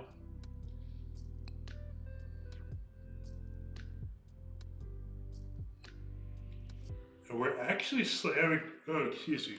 I believe that's Cyberdramon Ace. Give Eagle a second as he looks up what Cyberdramon Ace even does. I think it pops like a training or a delay, like something on field, right?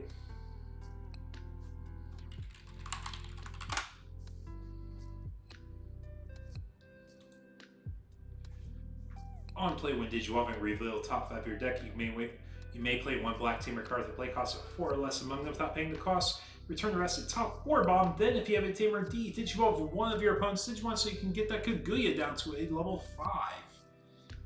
Because we do have that tie, we do have the Yuga. So Digivolve once there, we no longer have a board of blockers against us. I'm thinking Justimon. Justimon's the one that pops delays.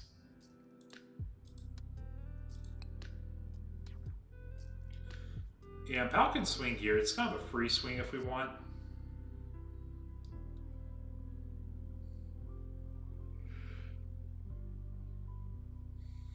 Yep, on swing, get draw from our egg probably? No, no draw from the egg, okay.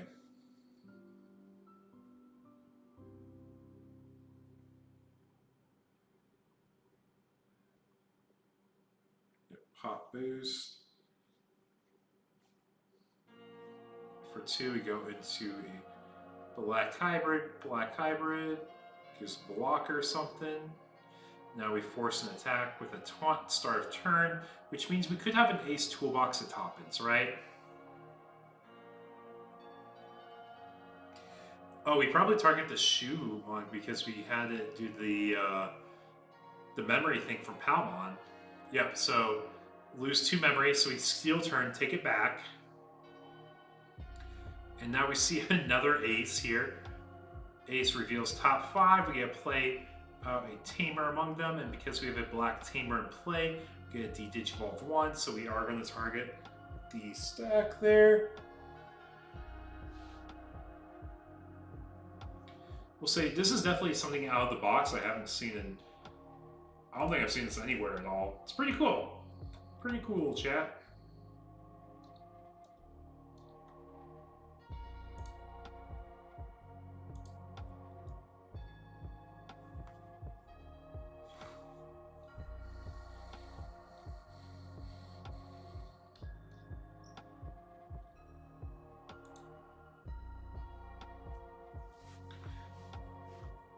Yeah, pretty funny way just to get your turn back, though, as Black Hybrid. Effectively, it was still a place chess thing I was telling y'all about to start a stream. Why people got into playing Chessmon as a deck.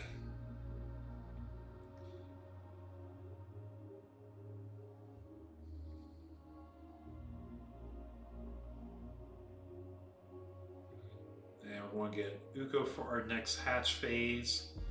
Now the question is, like, what are we doing with our Cyber Aces? Like, what's your level 6? Do you have a level... Well, we saw the Black War earlier, so we know that's in the deck.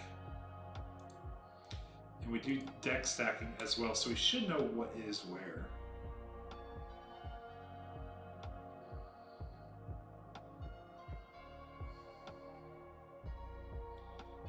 I'm curious how much of this is just like extending our turns as the Black Hybrid player versus like board battles back and forth.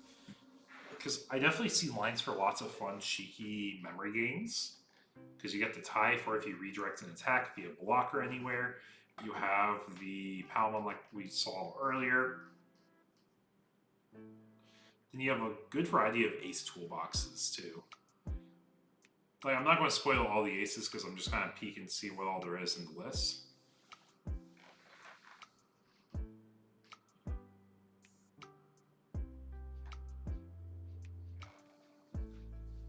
Yep, so force the attack on attack. Do we have an ace for it? So we actually have a way to utilize the zero cost options that aren't being abused heavily yet, so that's interesting.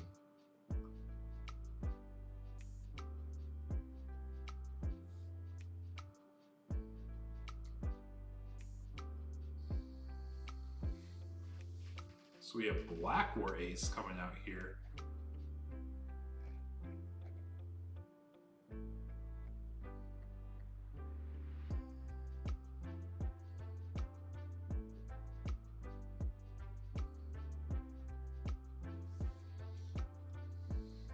What did Black War Ace go over here?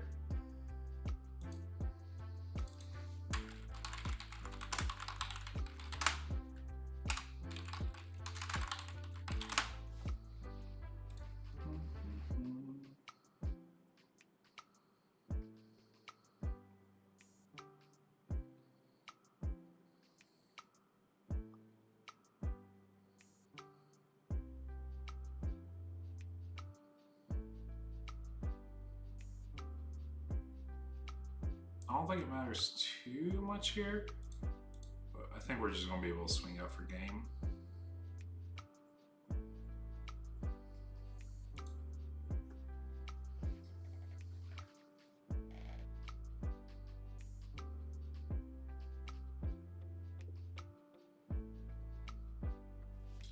Now, what's our time looking like for the round? We are in overtime right now, so we will be seeing end of turn procedures here. But we are guaranteed another round, chat, don't worry. We have at least 3 undefeated, so we will get some more Digimon action. We got Omnimon, we got Sakuyamon, we got Maste.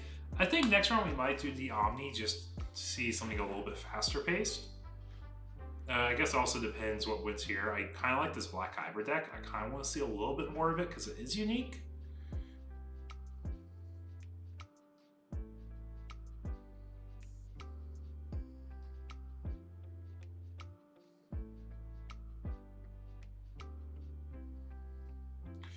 Oh no, I think this might be downfall here if we end up playing a guy for free, right? Because if you play a guy, you give him something to interact with.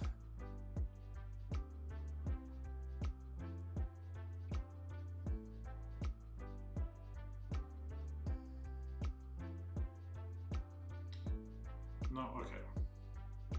Parabolic on our own guy here, so get 2 memories if he's popped. So basically, it turns off some of the downside of Ace existing. They get to play a Digimon via effect here because of Scramble. We also get a stack of cards, so I think we're looking at what we want to grab off of Shumon Search, which is going to be that level 5. On play happens before we draw for a start of turn. So on play search, oh my gosh, we got a hit. Hey, we had one anyways. Get a double hit. Draw for turn. Now we get a push out of raising. Get our 3 memory we got here.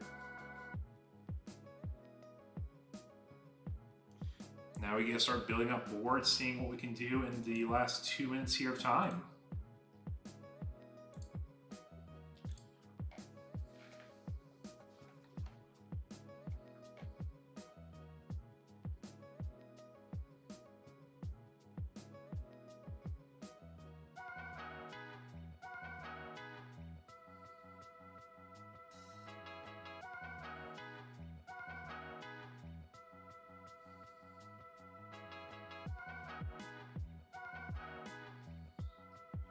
Yep, so we're going to spend the memories going into our level 5 effect.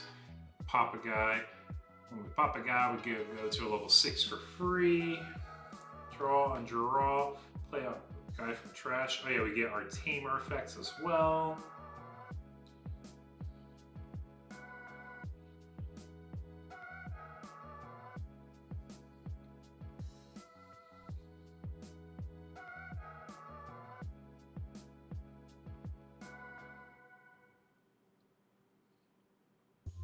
Yeah, we're trying our best to go through as fast as we can because, like I said, we know we are on a timer right now.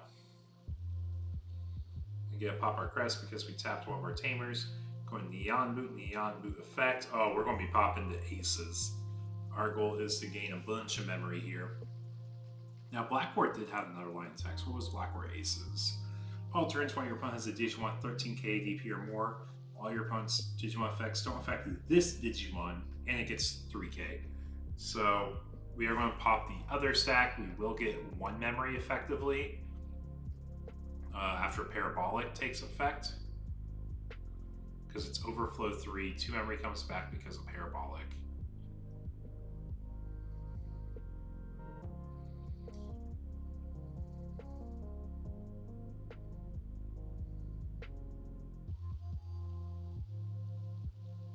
And that's time and overtime, no game conclusion here, so this game is a draw.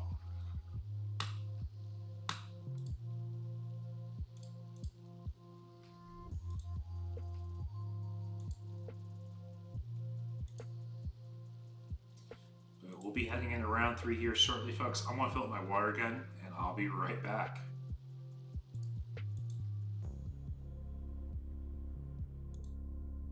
Mic is muted now.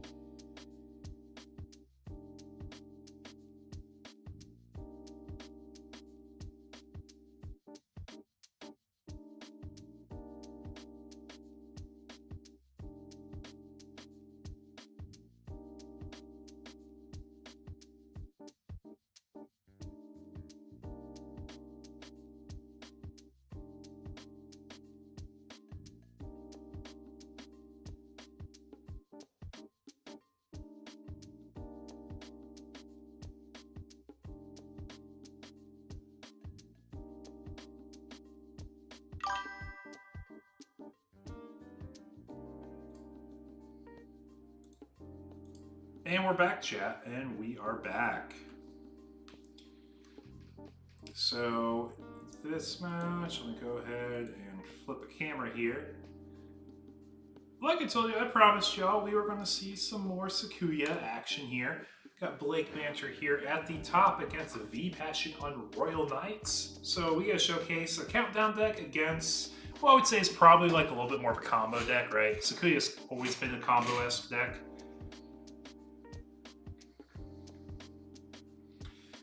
And we just see, opening up with a training, we got a champion, rookie champion. Royal Knights is putting a little bit of hate down with the Digi Emperor. Get Magnamon for a draw. Stop it from being spun to the bottom of the deck. Going to be ending our turn with Digital Gate Open. No, that's the Omni option.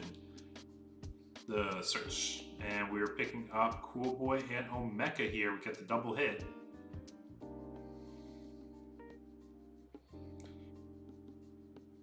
So we're basically just saying, hey, what can Sakuya really do here? And we get the push. On the push, we get our search.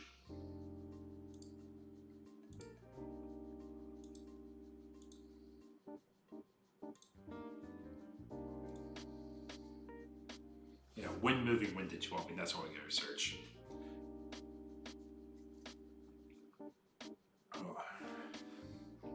And we're going to be swinging level 5 on swing. Gonna use our new Amethyst Mandala because we have the trait for it. Goes bomb our life, goes bomb our life. We're able to digivolve, I believe, right? No, we draw a card, then you place it as bomb security. So you basically recover one. Man, we had full line here, chat. We had a full line here. If we're saying, what does new Sakuya Star deck do? Boom, right there. That's like, what, 15-second clip? And Royal Knights knows they are kind of in a weird pinch where they will have to start swinging face at some point, because getting the full OTK countdown is going to be a little bit more difficult.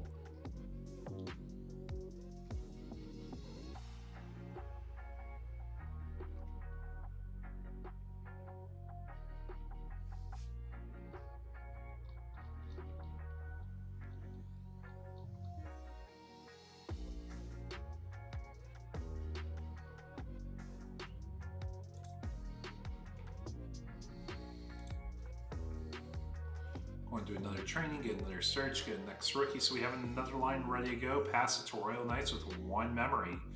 But they are able to get their 4th Drazel Hatch with their Magnamon underneath. And we do Orican Ace for 1 memory, minus 15k to a stack. And to prevent it from leaving, we're going to crack both of our Amethysts. When our Amethysts are cracked, I believe we also get an effect, right?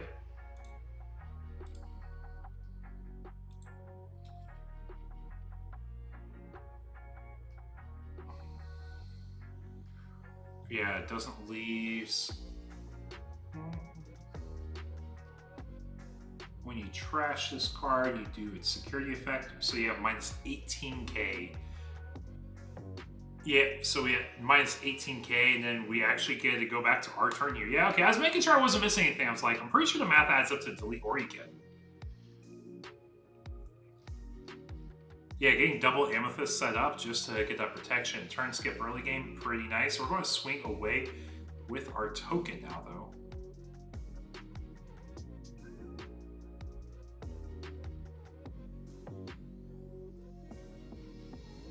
Oh, I think we missed a memory somewhere. Okay. I wasn't mathing it, guys. I just knew that stuff died and we were going to get overflows on both sides.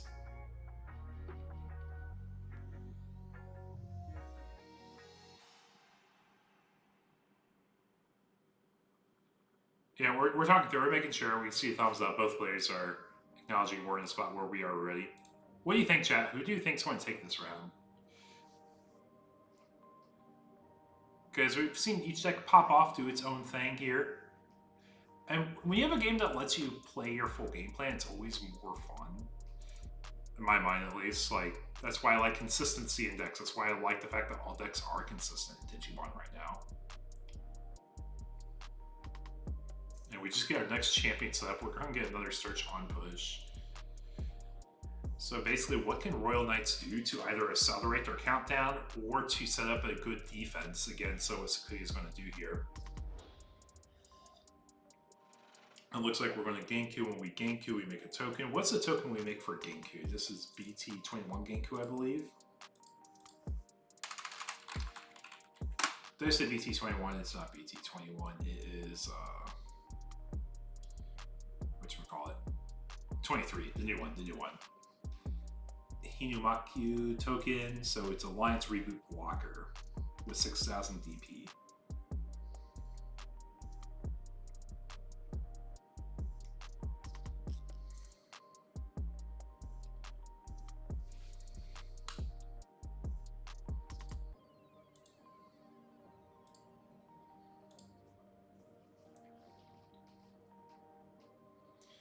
So, tokens, mighty and strong. I believe the Pipe Fox is 6k, right? Yeah, 6k. So tokens crash.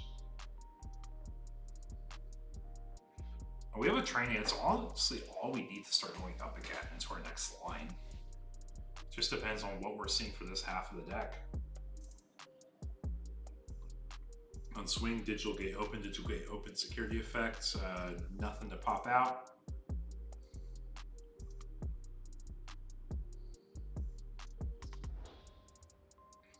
Now, we've done a pretty good job of pressuring Sakuya here, because we acknowledge the late game is where Royal Knights gets a lot stronger. And it looks like we're just going to set up our BT... I know it's from the mix set Rika. Like BT20-ish Rika. Unplay search top 3. Get a hit of a plugin and a Sakuya line here, and we have the option to tap for memory gains later. Royal Knights gets start of their turn. Reset, suck up the Genku on the field.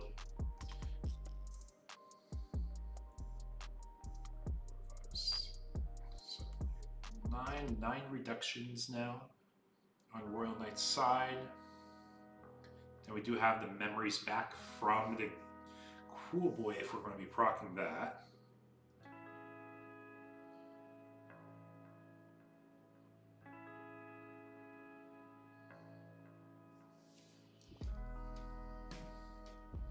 So we're going to start with the Magnamon draw, Magnamon immune, gain the memory, gain the draw. So if we lose our Magnamon here, we actually don't mind it. Losing Magnamon means we get Step Up Mecha.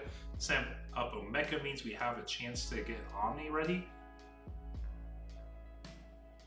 Keenan, we're going to see if they want to give us an option or a tamer here. If they do, we don't get the memory and draw. They gave us the scramble, so we're not getting our memory and draw. Then another Keenan, we're going to check again. Hey, do you have another option you don't mind giving us? And I imagine Sakuya has a lot of options. Yeah, we're just going to give you double scramble. And we said we don't think scramble's needed for this game. Like, we're pushing you down really fast, and we think we can get you down faster. Go into the EX2 Renamon, which is a search rookie here.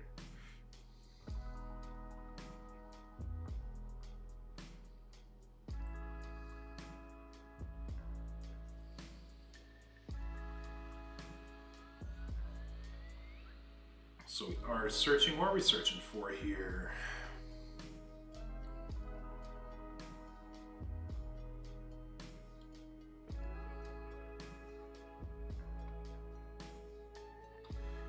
And what are we thinking, chat? What are we thinking? Haven't heard from y'all in a while. Crack training into QB, draw, QB effects. Or which QB is this? This is vanilla QB, isn't it? That does DP drain on ESS.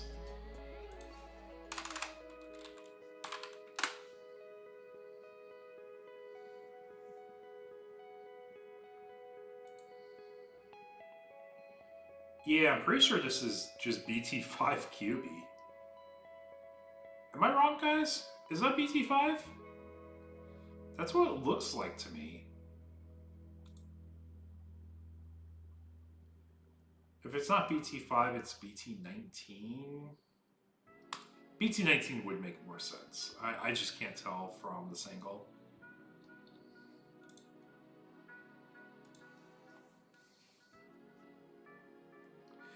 And now they can't suspend because of the plugin. We have jamming.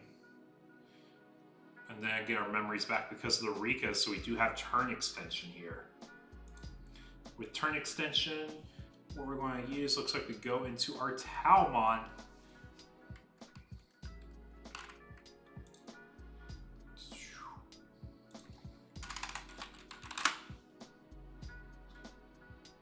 Talmon on Evo, use an option.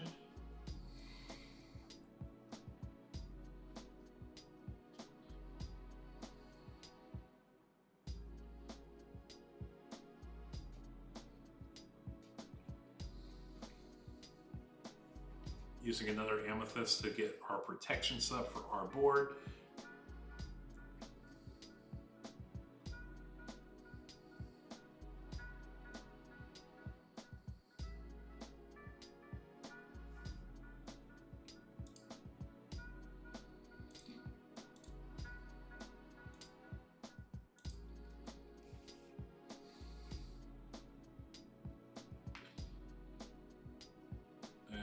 Might just be doing another option here to intern with, because we can't swing with our QB here.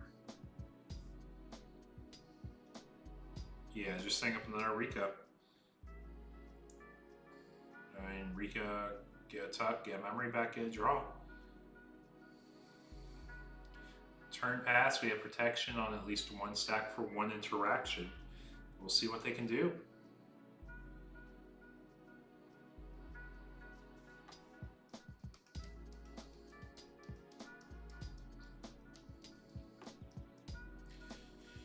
So 8, 9, 10 reductions on Royal Knight's side here with one memory from Cool Boy. So we have 11 memories to play with for plays here.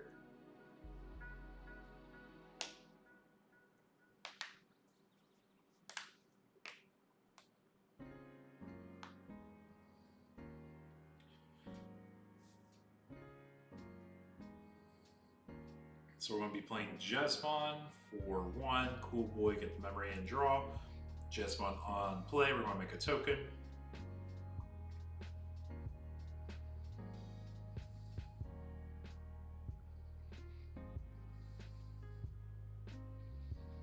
If we're going to pop a guy, we're going to say Amethyst. Amethyst, we're going to probably get rid of that token. Yeah, so we're actually able to remove guys every single time we try removing us, which is really nice. So protection, that removes their side. And it's consumable protection, guys. Like, I think that's where I enjoy the protection aspects a lot more, because there's only so much of it. Like, immunity is just immunity, and we get the Omega attack with our 1 of Purge.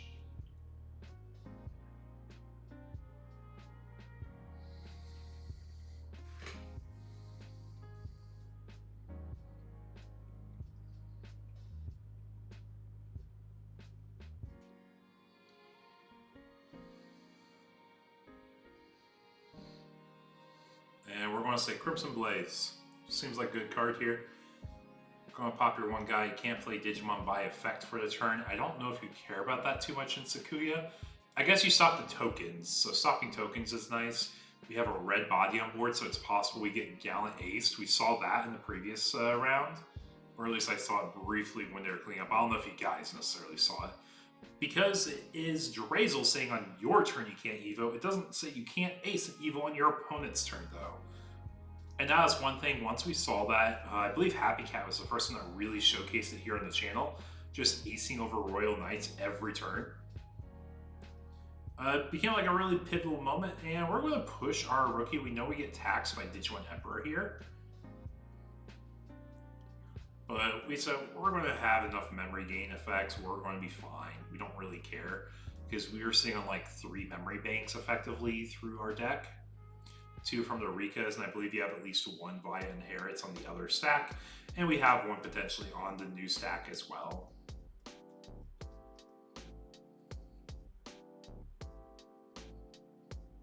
So our goal is just to get 0, go for game. But having Omega set up now means you get Omni X'd. And getting Omni X means you at least need 1 layer of protection, right? So it comes down to how much can you build up on this stack. And he said, I want to start with the rookie swing here. Rookie swing means if you ace, what comes out? Oh, we're getting jamming on ourselves because of the plugin, or we actually may not be doing that. I think they're debating on the plugin.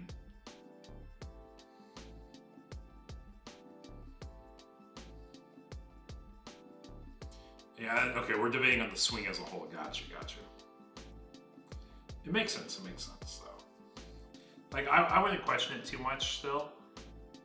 Just because, like, we're really doing a check more than anything. We say you can't suspend the Digimon also, which I don't think you care about as much because Digimon's not blocking with anything. Oh, we're doing it for the memory. That also makes sense because we're using the option card.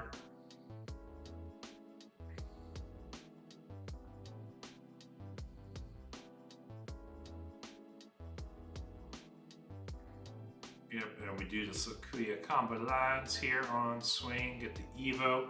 Evo, I think this one comes from the egg, right?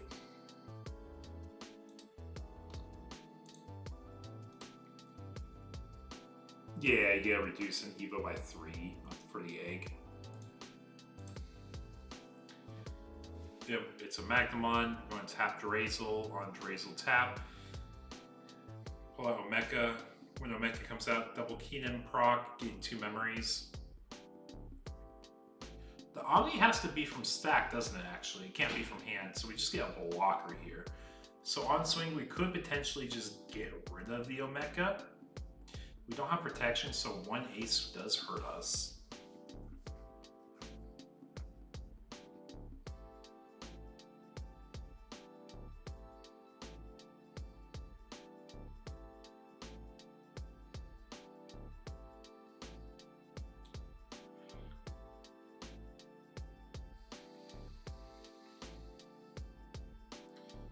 So now it's Sakuya swing on swing, Omeka block on Omeka block.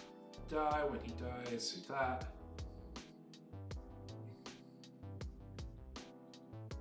And swing again. Yep, we're going to the next game. It just had to do a quick check like, hey, how close were we to the key? Where we needed?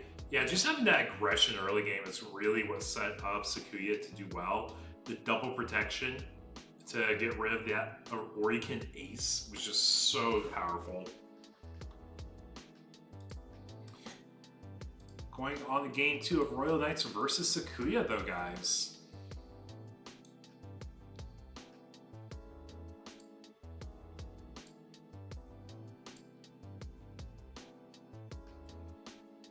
And our table 2, in case you're curious on the other undefeateds, it is Omnimon versus Maste, which is probably a little bit more grindy of a matchup. So I think this is the faster pace of it, but we do have 4 unique decks in top, which is really fun. Or, yeah, 4 unique decks.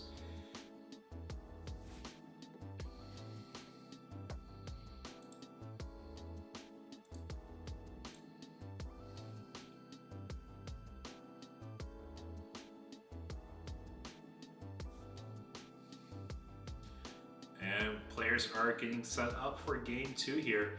So adjusting for Royal Knights, I don't think it's really like a Royal Knight angle if we didn't do something right. It's our opponent saw better quality pieces than we saw in this game. We had the perfect answer for rookie, but then they went champion. Champion on move still searches. We also saw 3 of the 4 amethysts, which I would say is probably the key part of that match. And I don't know if we just weren't thinking about the interaction with Amethyst, security effect proccing for 18k Drain Orican. Double hit though on Digital Gate Open, Cool Boy and Jesmon. And that does accelerate our ramping as Royal Knights also, right? And we open Rookie and back, Rookie for search, on search, get double hit, get Rika, get Digimon line here, I believe that was Talmon. And we are ending on training for 2, We can grab a scramble or we grab another rookie. Scramble means you have a line that you want to explode with a little bit more. But we grab Rookie just so we can have another stack going. Digital Gate open, pop, pop for Cool Boy. So now we effectively did double ramp on that turn, play that Digimon, get a memory back, get a draw, make our token, and we are sitting pretty comfortable here. Yeah, Royal Knight's definitely seeing a little bit better curve this time. We didn't have to play double Magnamon. Magnamon's fine to play on like your opening turn, but after your opening turn, I don't think you want to play it as much.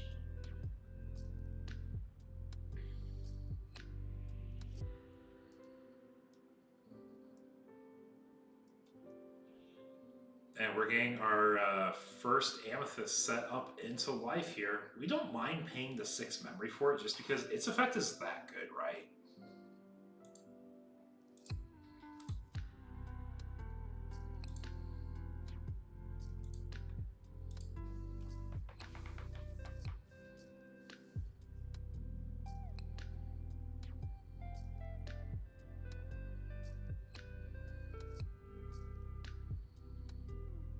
We'll get a Magnamon down here. It is our first Magnamon, so I guess I should prelude the last time when I said don't want to see double Magnamon after like your early turns. You don't mind, you just don't want to have to do it back to back. You like your unique names, you like getting answers to board done.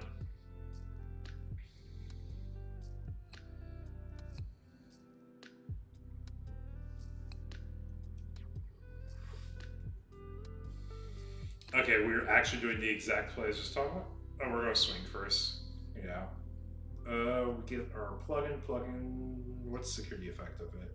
I imagine, go to hand makes sense.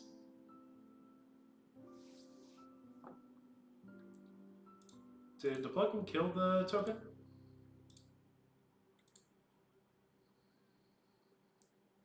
Yeah, you delete lowest DP, then add the hand. That's actually hilarious. You have a good security effect. On top of it, just going to hand.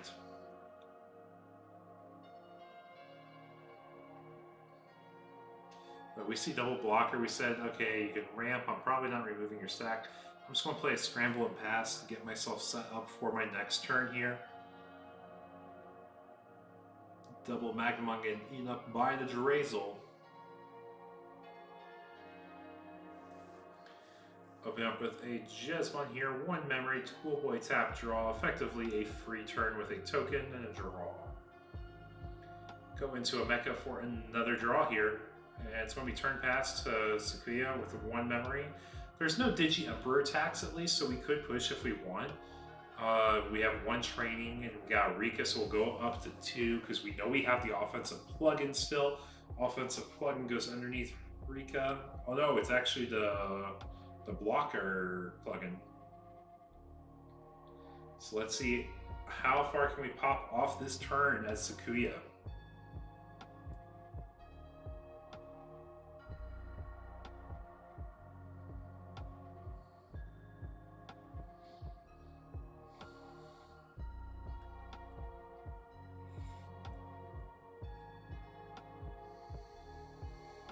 So we are swinging on swing. We want to use our jamming plugin to stun the token here. Because who wants to block this swing, right? It's just a rookie swing. You don't want to block it, or use an ace on it, I should say. You don't want to use your big resource on a small play. You want to get a little bit more value out of it, but this just kind of gave Blake a chance to swing for free. This is game 2, Dragonoid. Game 1 was taken by Sakuya. They just saw a very aggressive early game.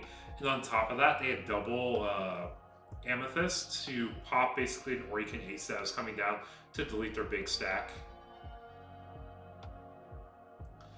And it looks like we're ending with Ace, Ace, token, and then Amethyst. So we have double Amethyst set up. So we don't mind if we lose our Sakuya stack if we get rid of a Orican stack again, right? It's not going to pass turn like it did last time either.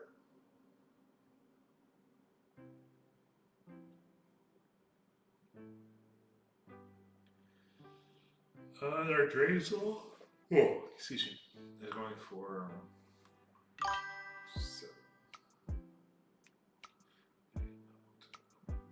11 reductions on our Drazel stack right now with a Cool Boy, so it's effectively 12.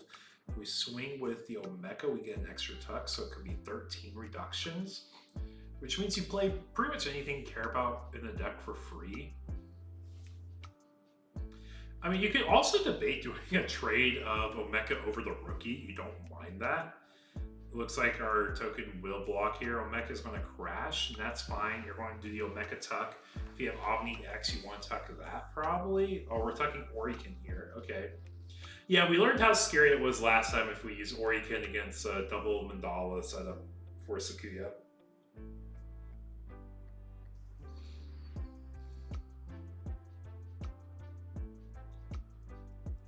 Yeah, I feel like Sakuya is definitely in an advantageous spot right now.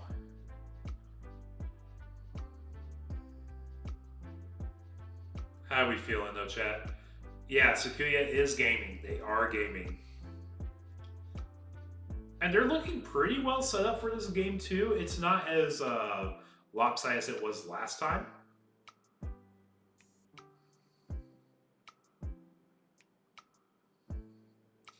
And we got our Purge. Draw, tuck. Do we have the Omeka to tuck? Because I think you tuck Omeka first, right? Because you can slam Omni X if you really want to on a follow-up turn. You're going to be keeping turn with almost anything you have anyways. Tucking Dynas. Okay, that's fair. So how many uniques do we have? We have Genku, we have Magnamon, we have Dynas, we have Jesmon. Yeah, we have a lot of uniques. We could potentially go for game next turn.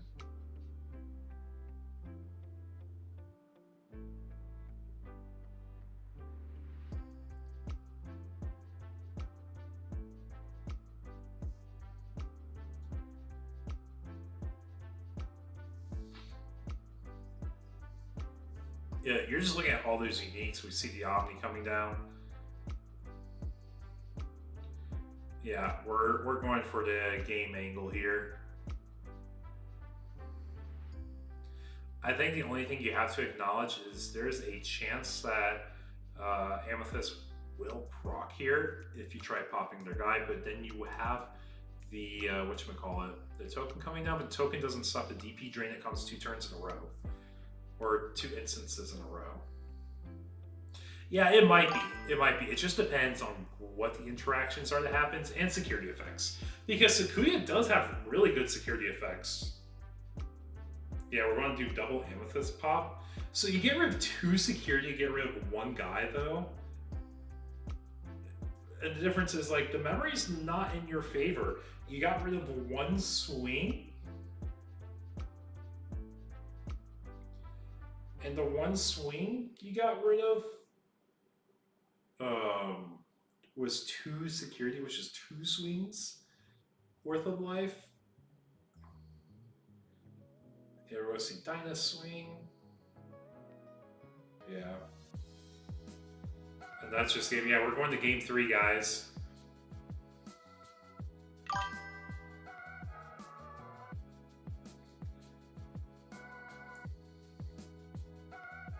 Yeah, exactly. Which is why it's like, you should probably keep those 2 lives unless there's something I'm missing.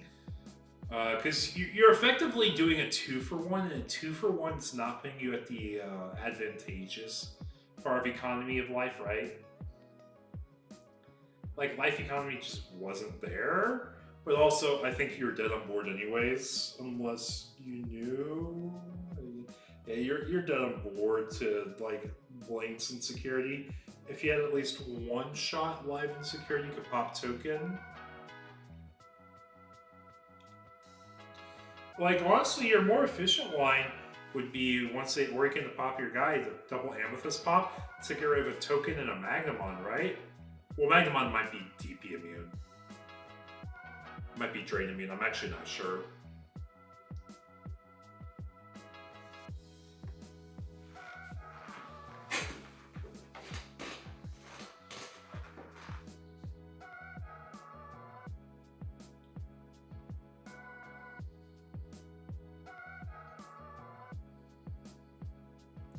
Yeah, going to game 3, Royal Knights versus Sakuya. How do we think it's going to go, chat? We just saw how it could work for both sides. It's not necessarily one side versus another. It's just pretty fair gaming back and forth, I guess, right?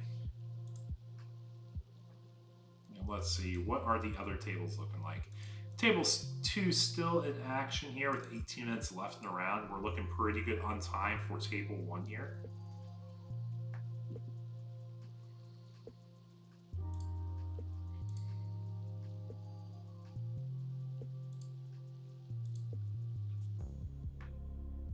And they open up Drazel Mecha, which is like a pretty fair one. It's like a ramp champion you're going to be playing and swinging with anyways.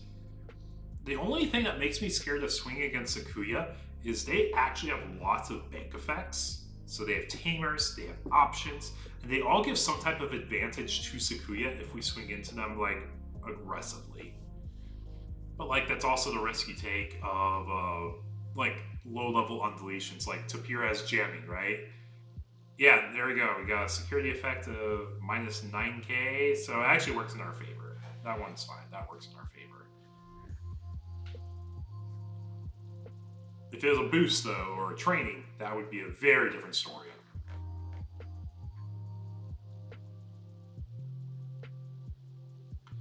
And we get our Lord Knight to play the Omeka down anyways. It was scripted. That's exactly what we wanted, right?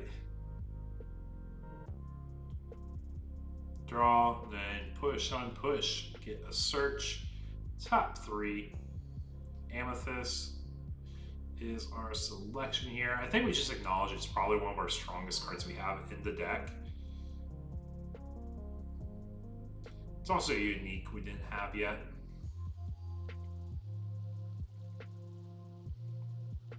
Going into Tau on Evo.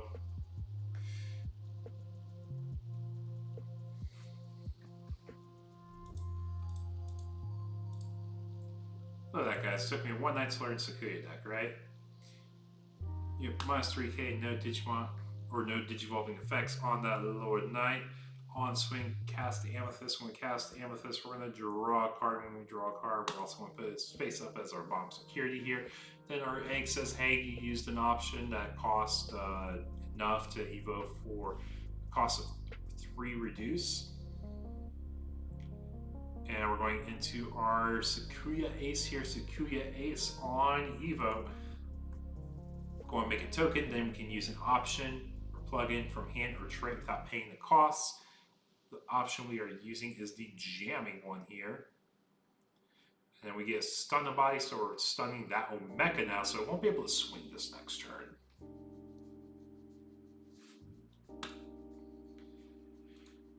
Which means we just lost their whole board. Oh, we do find a cool boy for them as their first life. Then what is... When you try... End of attack, you can restand because of Tau. Okay, I see. And then on swing, it is once per turn for the Sakuya, but we do have Alliance, so if we want to go for 2 checks, which it looks like we are doing here, we're going to tap our Pipe Fox token. We're going to be swinging for, was it 17k? Yeah, 17. 17k, 2 checks.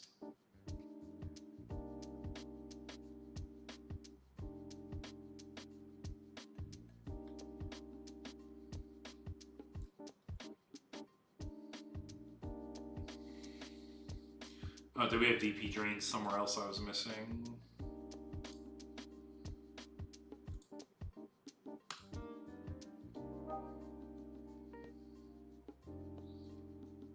Oh, we get another Pipe Fox token?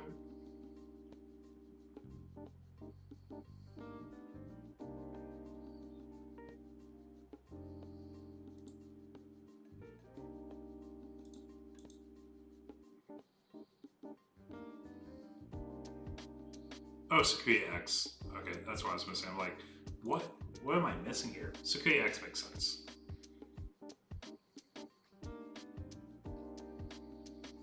And we find Dynus. We are big enough here. Or not, it was the token stack that swung. Now we swing with our main stack, find Jesmon. So aggroing them down here. Definitely playing pretty quick here for a game 3.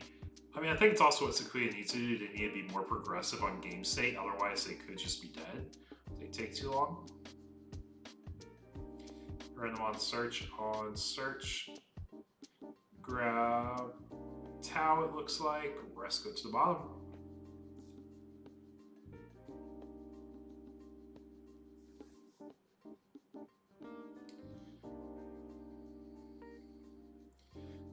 looking at 4 security against our opponent's 2 security. 3 bodies on board, 1 training, 1 Rika.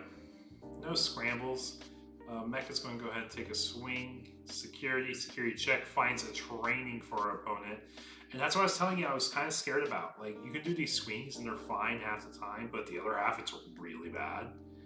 And we do have an Orican here, gain a memory, draw a card. Minus 15k on the stack. Probably going to be that Sakuya X stack because that DP drains, and we're just going to let it go this time. We don't have a reason to stop it because we don't have enough drain for it to matter.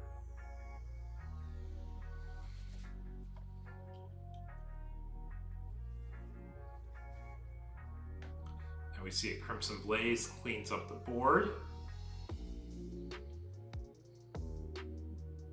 Followed by a Cool Boy, putting our opponent down to 1. Hatch, draw, start a main phase. Now, Royal Knights actually looks like they could potentially push for game next turn.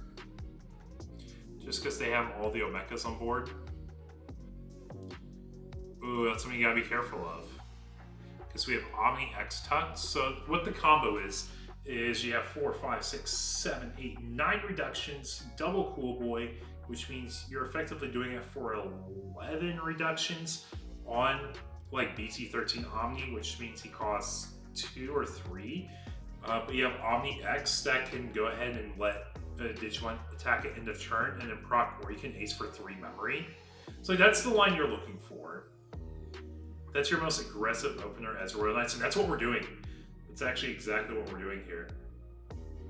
So it's like, okay, fine, we get our 2 memories back, and you might think, oh cool, they're passing turn and pop into our egg, but nah, we got end of turn attack Omni X. In turn, Omecha's going to attack security without suspending. It's going to be the one that's already tapped. Finds a QB, or he can gets 3 memory, ace, or the Mecha dies, doesn't matter. And that's game, guys. That is game. Royal Knights seeing the aggressive early turn kill.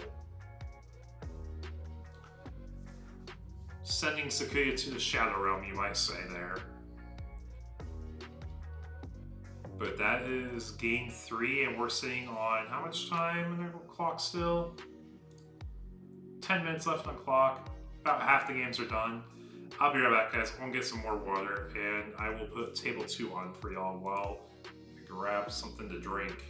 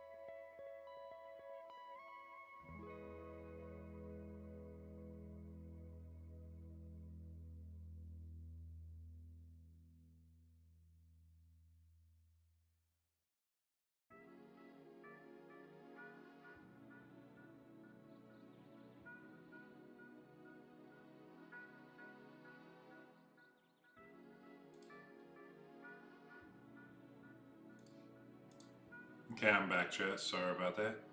So I think we should be wrapping up this round, so I'll be right back.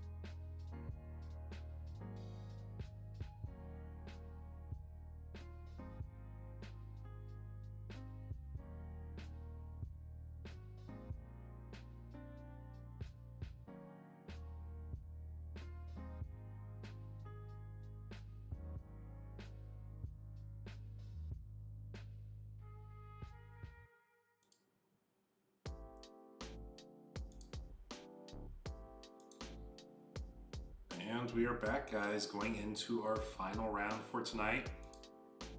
We had a total of 20 players signed up, and our final match is between that Dark Animals Mastemon and Royal Knights.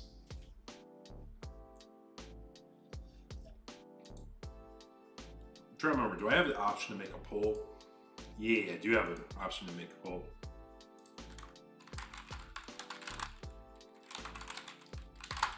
who will win tonight's Webcam Local. It's going to be Dark Animal Digimon, or is it going to be Royal Knights? Go ahead and leave your thoughts in the poll I just dropped for y'all.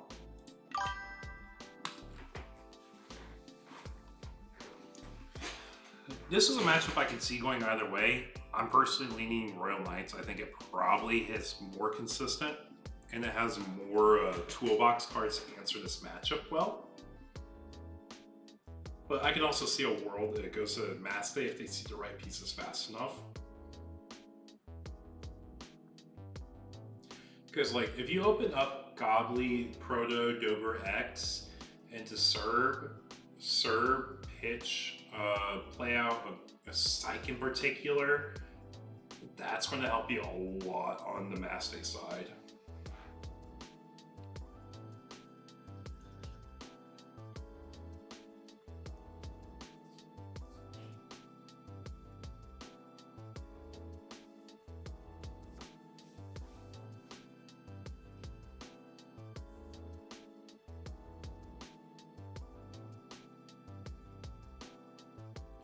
And our finals are kicked off here. V Passion against Tim. Get the double Drazel, and we get a cool boy. So honestly, that's one of the things that's also nice about Royal Knights compared to the original build. Your opening plays weren't that great. Your opening plays on Royal Knights was like, you hatch and you hope you have a Magnamon, or you hope you have like a Fixer. And we're just immediately seeing Psychmon 8 out the front from Tim here. Going to open up Keenan for 3, ask for an option, otherwise we'll gain a memory in the draw. You'll just let them have it though here. The reason you let them have it here is because you only really play proto forms in your deck. And we're going to see a Serb in the back just to make sure we're protected. We're leaving Psych out, mighty and strong. Who wins? One little Psychmon or 13 Royal Knights? Got Digital Gate open, and we're going to pick up probably Cool Boy here. Yeah, no Digimon to grab. Then it's going to be turn pass to Mass Day here. So we've gated our opponent for 2 turns, and it looks like we're debating just slamming a rookie on board, saying, you know what? We got time, they have to answer the gate, we'll leave them at 1. Leaving them at 1 is pretty much like the best thing you can do. Because even if they do have an answer for you gating them, it has to cost 11. It can't cost 12, because you can't reduce something and go beyond the 10. You can get memory back from Cool Boy if you've paid the full cost.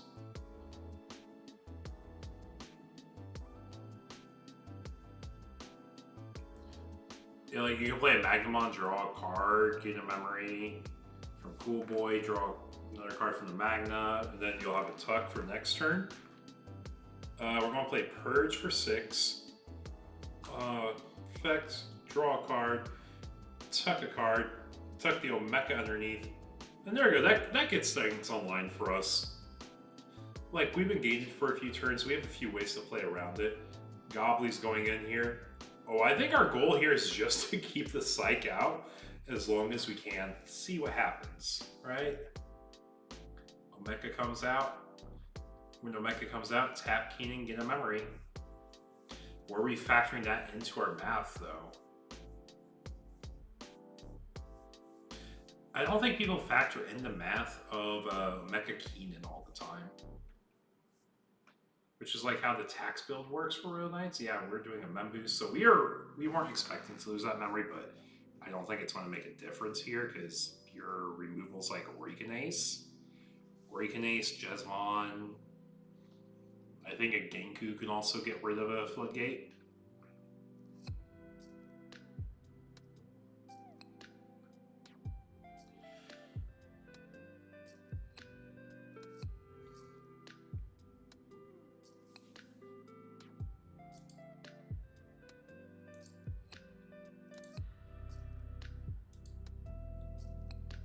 Yeah, it looks like y'all are leaning towards Royal Knights right now.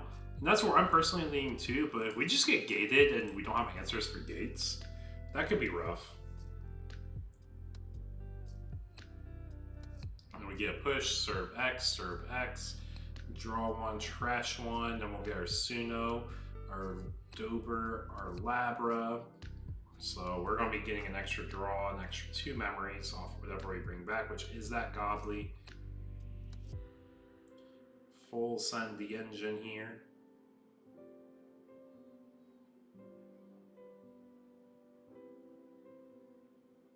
Keenan will come out as well, because Digimon was played by effect.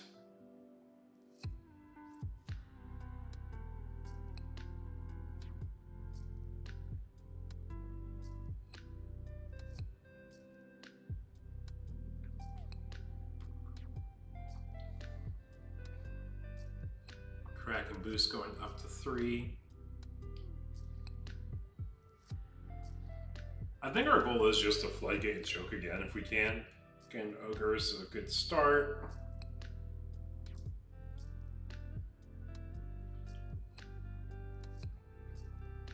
And just gonna hard evo into Maste here.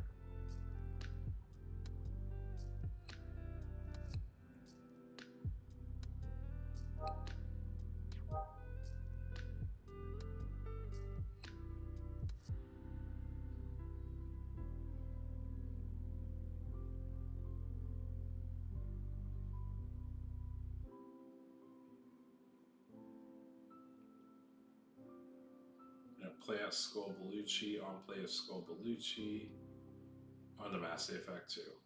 Trashing them both down to 3.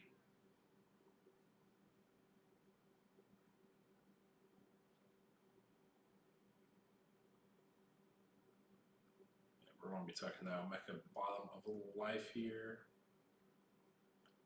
And now we're set up on Maste's side. I think we're pretty comfy.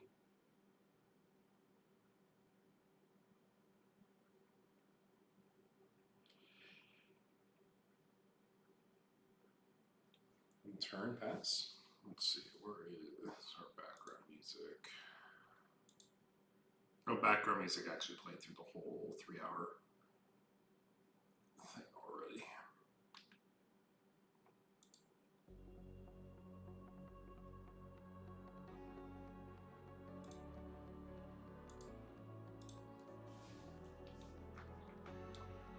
But for all 11 of y'all joined the chat, welcome. We hope you guys are enjoying the stream.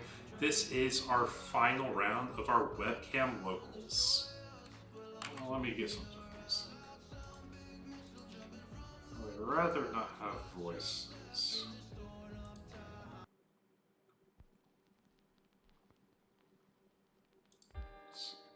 There we go. No voices in that one. Should be a little easier. If I hear voices while talking and listening to music, it just throws me off, you know? Yeah, so we're slamming Jesmon down to answer the gate, and we're just going to say, hope, we pray this will get us where we need to be. We'll make our token and pass it to you. If you OTK me, you OTK me, I think is our acknowledgement. Blade, this is game 1 of our finals here. Oh, we're actually going to let the gate live. We think the level 4 is more threatening. I think the issue is you can just evo the Maste. You can build another stack real fast and just play it out, right? And you even have ways to play around aces too. I think that's your other issue. Like you can answer ace, you can build board, keep gate out, and you're not really worried because they spent their whole turn answering that. Slam Gobbly, go up and Dober X chain and pray, see what happens. It's not even praying, you're just building board for effectively free. Yeah, as long as you answer the Jesmon, that's what really matters here, because that's part of their countdown clock, and just one countdown is like very crucial for them. But they're still gated, so I guess it really doesn't matter.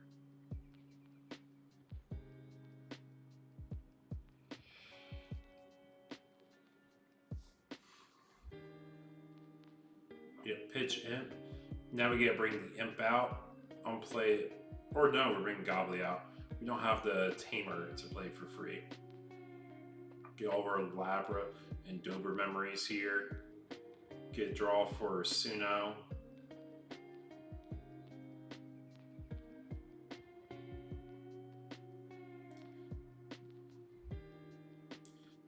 We could tap Keenan.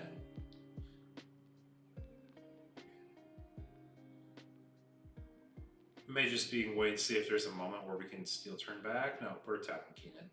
Okay, I think we're just making sure all effects will result on that chain there. Go into Skull Belucci, Evo. I'm going to go into another Mass Day. I think we tuck the Jesmon, right? Tuck Jesmon, trash him down to 3 life. You know exactly what the last 2 would be.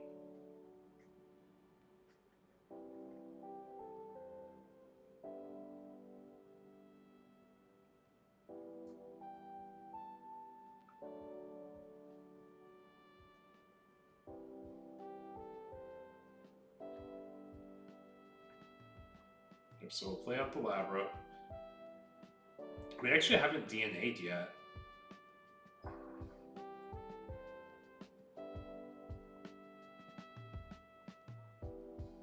Yeah, I guess you don't mind the setup either, because you're making it really hard for them still. 1 memory, 3 life. Jesmon reduction doesn't matter because you have Psychmon out. That Psychmon's been there since turn 1, guys. Turns out when you floodgate starting turn 1, it gets a lot of value. Hey, Risu, how's work going, man? Having a good time? Yeah, I was leaning towards this being like Royal Knight's favorite, but if you just answer gate, you could just win from that. Could just win from that. Yeah, we are tucking it, okay. And then we do get double a mecha out, but I don't think you care about double a mecha out. Like, your Masties are going to cover and answer so much here.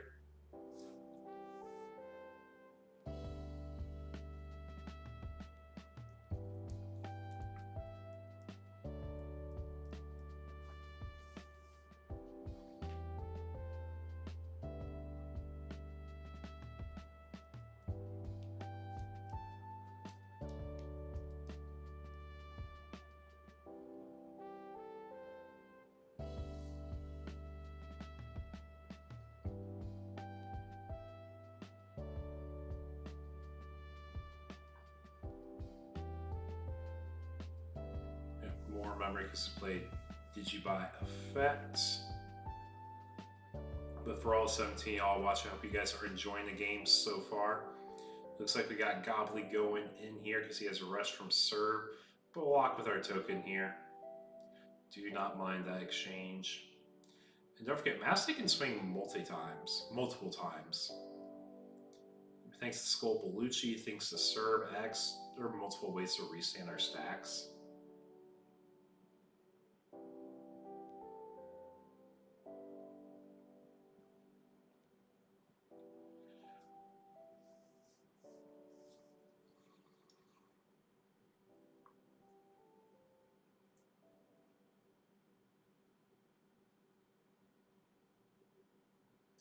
And we're going to protoform on the Labra and the Doper X. So 1 memory. Draw a card, trash a card. Trashing case, we have that set up. So if we want to go into our Impmon line, we can.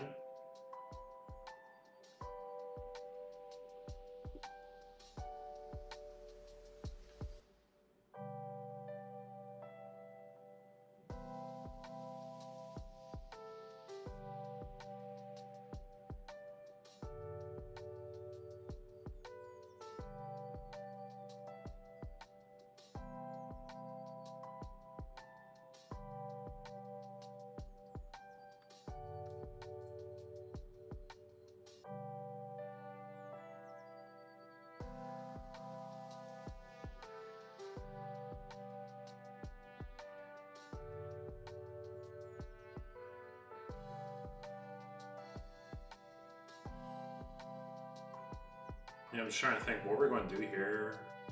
I think you're just trying to do a swing out angle, right? Like, you stop them from doing anything, and there goes the psych. Okay, that's rough. I guess that could cost the game there. We're not prepared for it. If we have another psych in hand, we're fine. We're vibing. Gosh, I was not taking security effect of Crimson Blaze. That just kind of chokeholds the rest of your turn you wanted. You have to give them a turn to doing what they want now.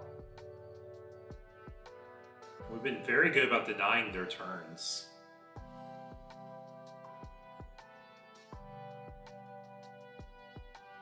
It was just sitting on a K.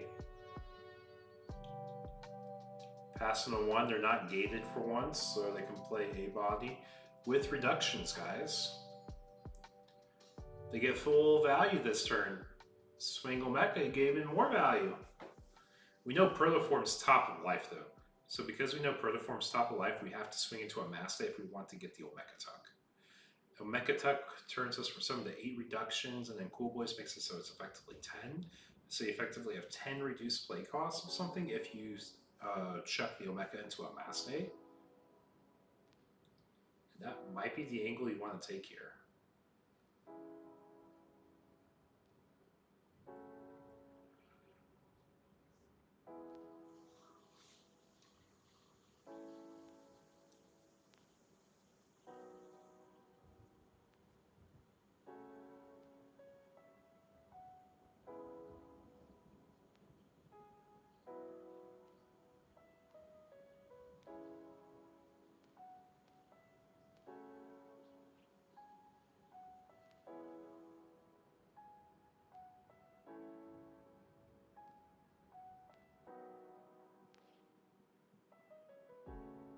So Mecha, did we forget Protoform, sir? We did.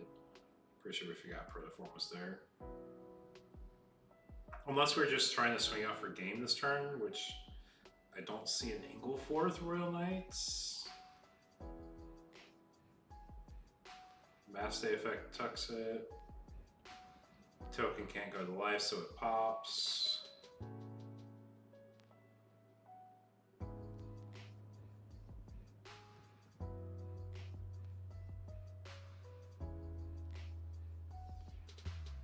And we're going to do a Magnamon.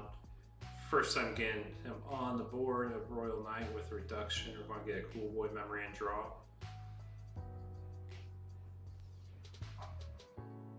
And Digi Emperor for 3 because we're going to leave our opponent at 1. Very intentionally only doing 1 Cool Boy there. Makes sense because we want to get our things ramping up as fast as we can, and we don't want to give them a lot of leeway to go for game. I mean, the fact that we have 4 life because they keep tucking stuff in there does make it feel fine. Then K's effects, you're going to get memories. Pitching card, get more memories. Chook at 1, start the turn 4 anyways.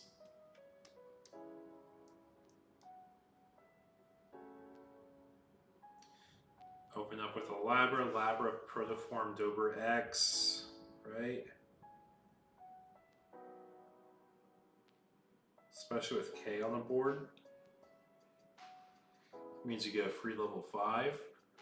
So you can go to a level 4 here. Then you'll get Sir, play out a guy, play out a guy. When you play out the guy, you proc a Labra memory, and then you got all the ESSs from the Master stacks. Yeah, I think you will be fine. You probably keep turning easily here.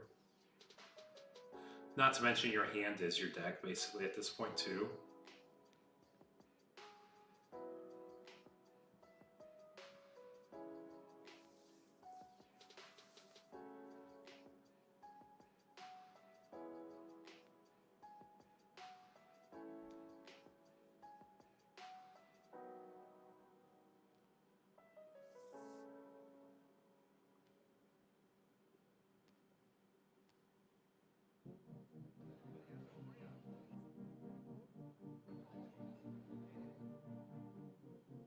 Yep, pitch from the Dober X as a training.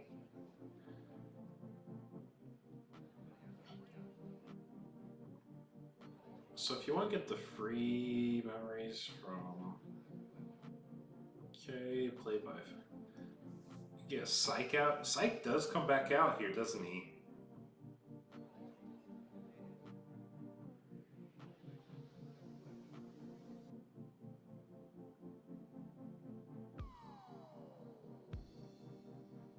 Top two, grab a serve.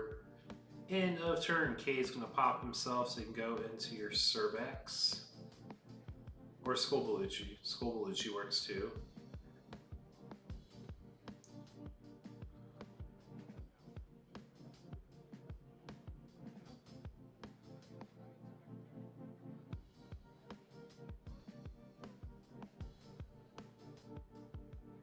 When he would leave the field, both Cool Boys get to play no mecha.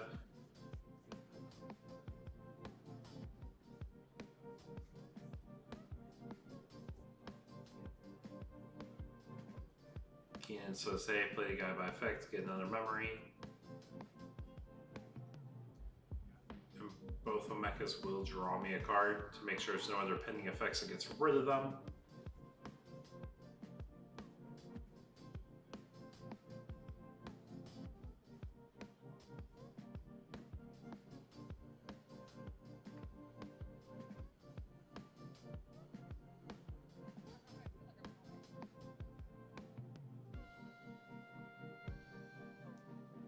Oh, looks like we have a question about resolution of effects, so our judge is helping out here.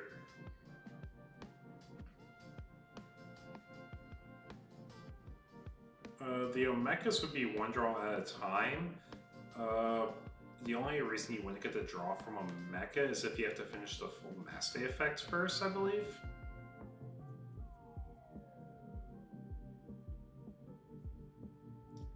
So I think he's asking if we can tuck both the Omechas with the Mass Days.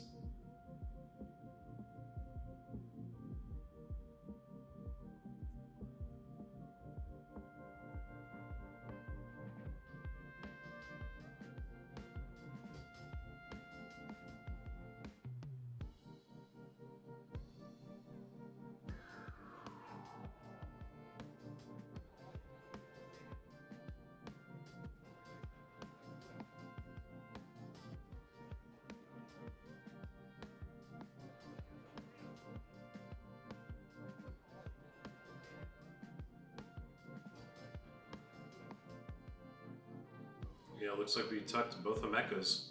We're just denying our opponent from doing anything. 2 memory though, we do get our reductions. We got double Cool Boy. Yeah, we're still at the 9 effective reductions here.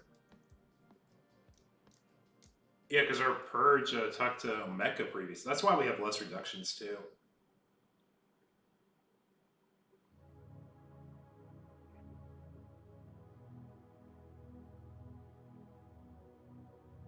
Yeah, we're going to get a Jesmon down.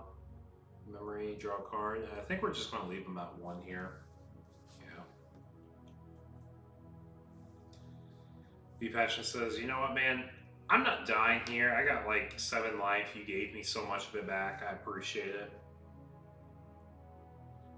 And pop that Skolbelucci. Skolbelucci on pop. Recover 1 protoform effect too. And now, if we get into our next Mass Day, we can trash our opponent down to 3 life. And when we do that, then we have a chance to swing out for game again.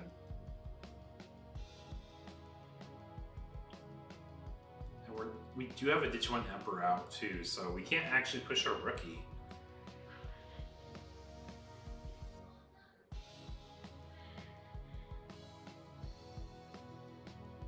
And we're going for a swing with the Mass Day. Lock a token because it's going to lose value to a Mass Day like instantly.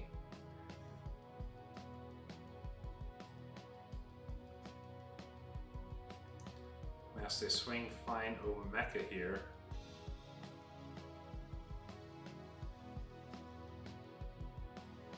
Securities remove, we're going to tuck the Jesmon. Yeah, we're just going to make sure they never have a chance to tuck, and then we'll get a Mass Day eventually. I think it's the philosophy here. We are running low on cards in deck as well, and I don't think there's any recursion in Tim's deck, so we are definitely forced to end the game with a Mass Day stack soon. You really need to trash down the 3 mass day effect here.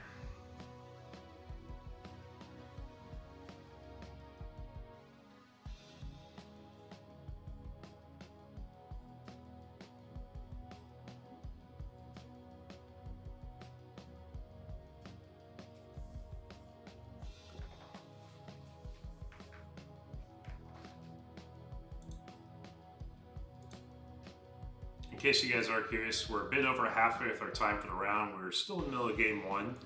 It is going to be a grind of a game for sure.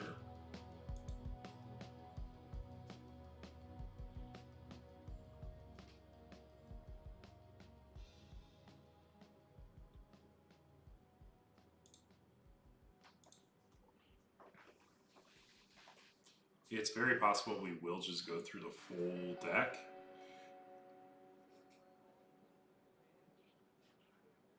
Everyone get our Lord Knight out.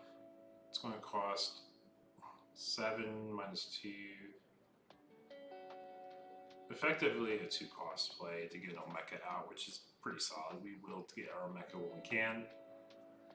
But I think we just want to see Tim do a swing and tuck them both. Like just anything that denies play on the Royal Knight's side, right? But we do have training. I guess we could have the angle where we just get into the mass day for game here. I know I've been saying that a lot, but I think it's just all you're really aiming for right now. So 1 cost Evo into Serb.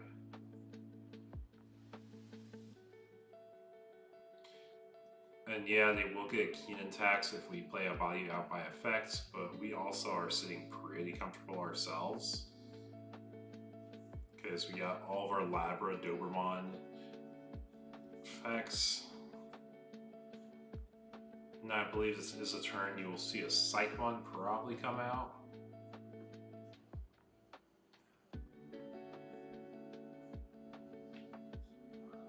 Unless it's a go for game angle. Yeah, so Impmon on play means we get a K out.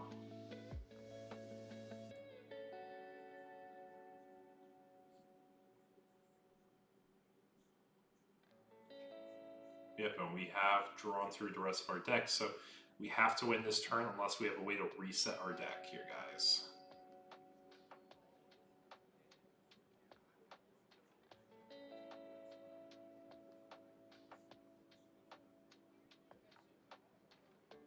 Yep, 1 Keenan versus like 4 memory gain effects, we're fine with that exchange.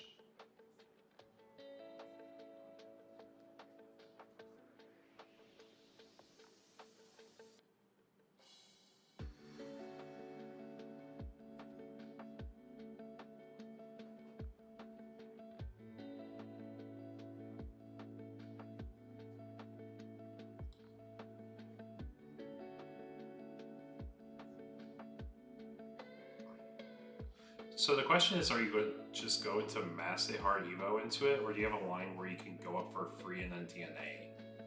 I actually don't know what the thresholds are right now for what the deck wants to Evo into. But it looks like we are doing the line where we are going into a 3rd Mass Day. Probably have a Skull Belushi coming up. Dober X on Evo, draw, trash. When you trash, you're going to gain all the Gobbly memories that haven't procced yet, which I know you got at least 1. Or I thought you have at least 1. Okay, actually might have it already. In turn, going to another body.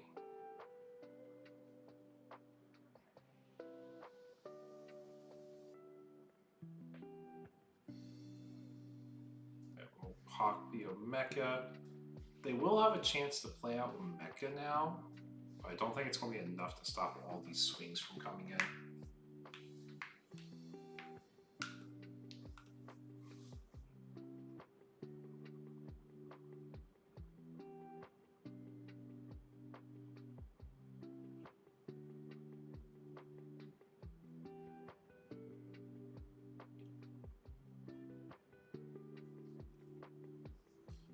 Do we not have a Mass Day just to DNA with to start burning their life down to 3? Okay, we do. I was going to say no shot, we don't. There's the mass day. Burn us both down to 3, please.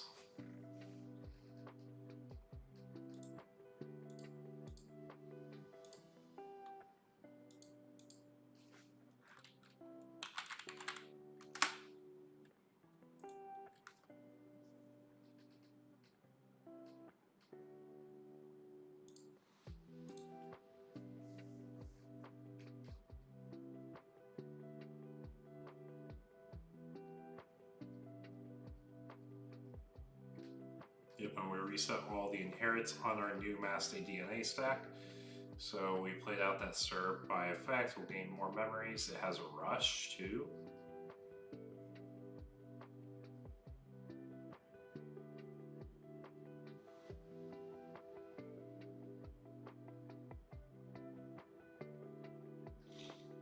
And this is where you see the swing out.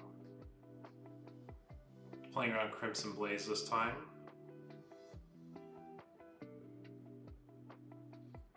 Mecha in the first life. No, we should know exactly what's in the remaining lives, right? Should be Omeka, should be Jesmon.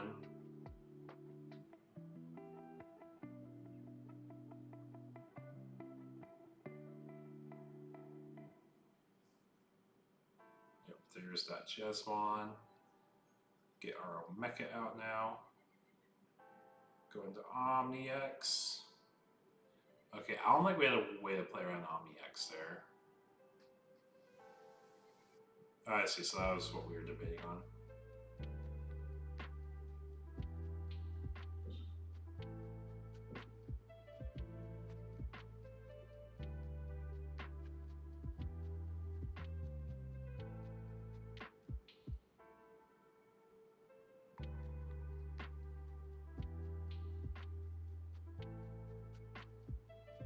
Just debating on what we buy back here.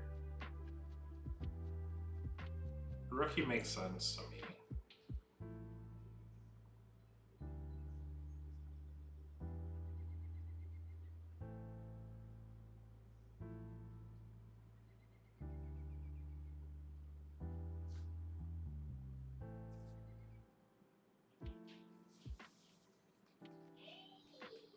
Yeah, I feel like that's probably game for Royal Knights now.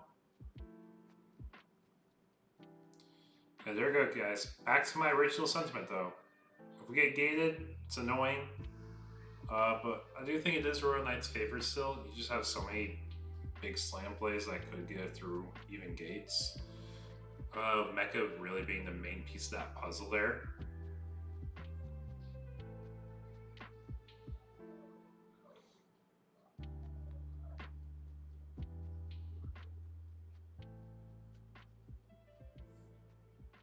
Yeah, Scoop, we're going to game 2. We're going to game 2 with not a lot of time on the clock. With about 16 minutes. So while they're setting up, give them a moment. I'm going to get more water. I'll be right back, guys. That was a grind. We got more coming.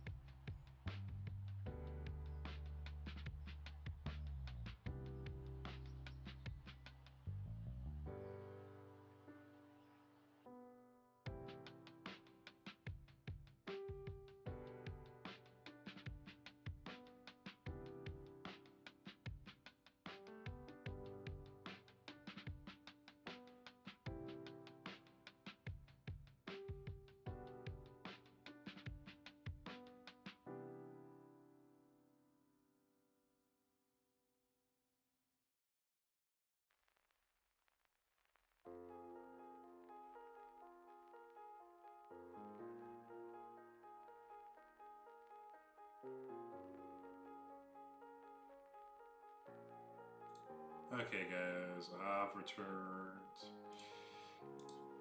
Okay, so coming in mid-game here, looks like we did get an early gate again. So early gate against Royal Knights. They were actually able to get some tucks though, which is nice. Not to mention we had a Jetsmon that probably popped a gate once already, or we played it prematurely before a gate.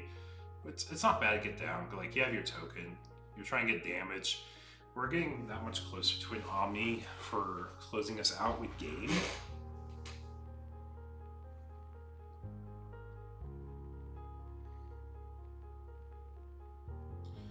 And Mecha draw. If we swing and get a good token, we could just have it set up for lethal next turn, even through a Cyclone.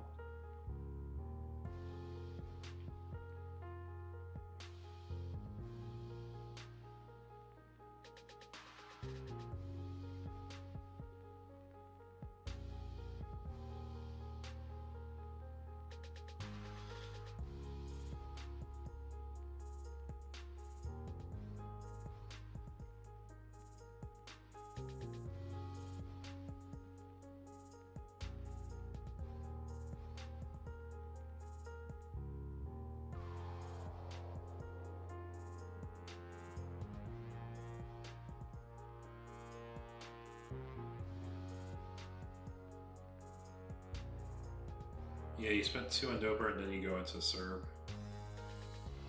Yeah, okay. Yep. We're tracking. This is why you track both sides should be tracking.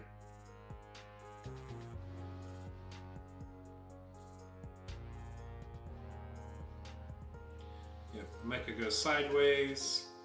Find a Serb. This is a matchup you don't mind Mecha going sideways. It's not very option heavy. You get the Omni X tucked, which means if we get an Orican, we are set up. Yeah, we're just going to... Oh, we're going for it. We're going for it, chat.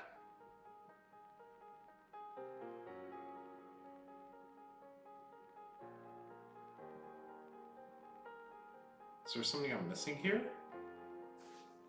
Does Dynus do something I'm not aware of?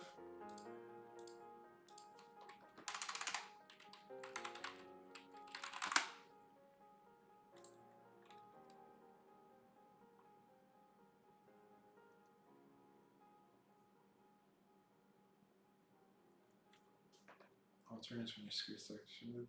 It's going to screw my tenants since you're trying to cover one barrier on play.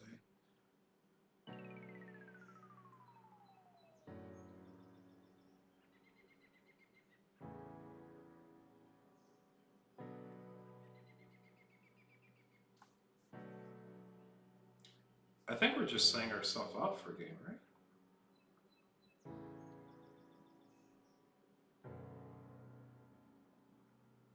Yeah, that's our tournament.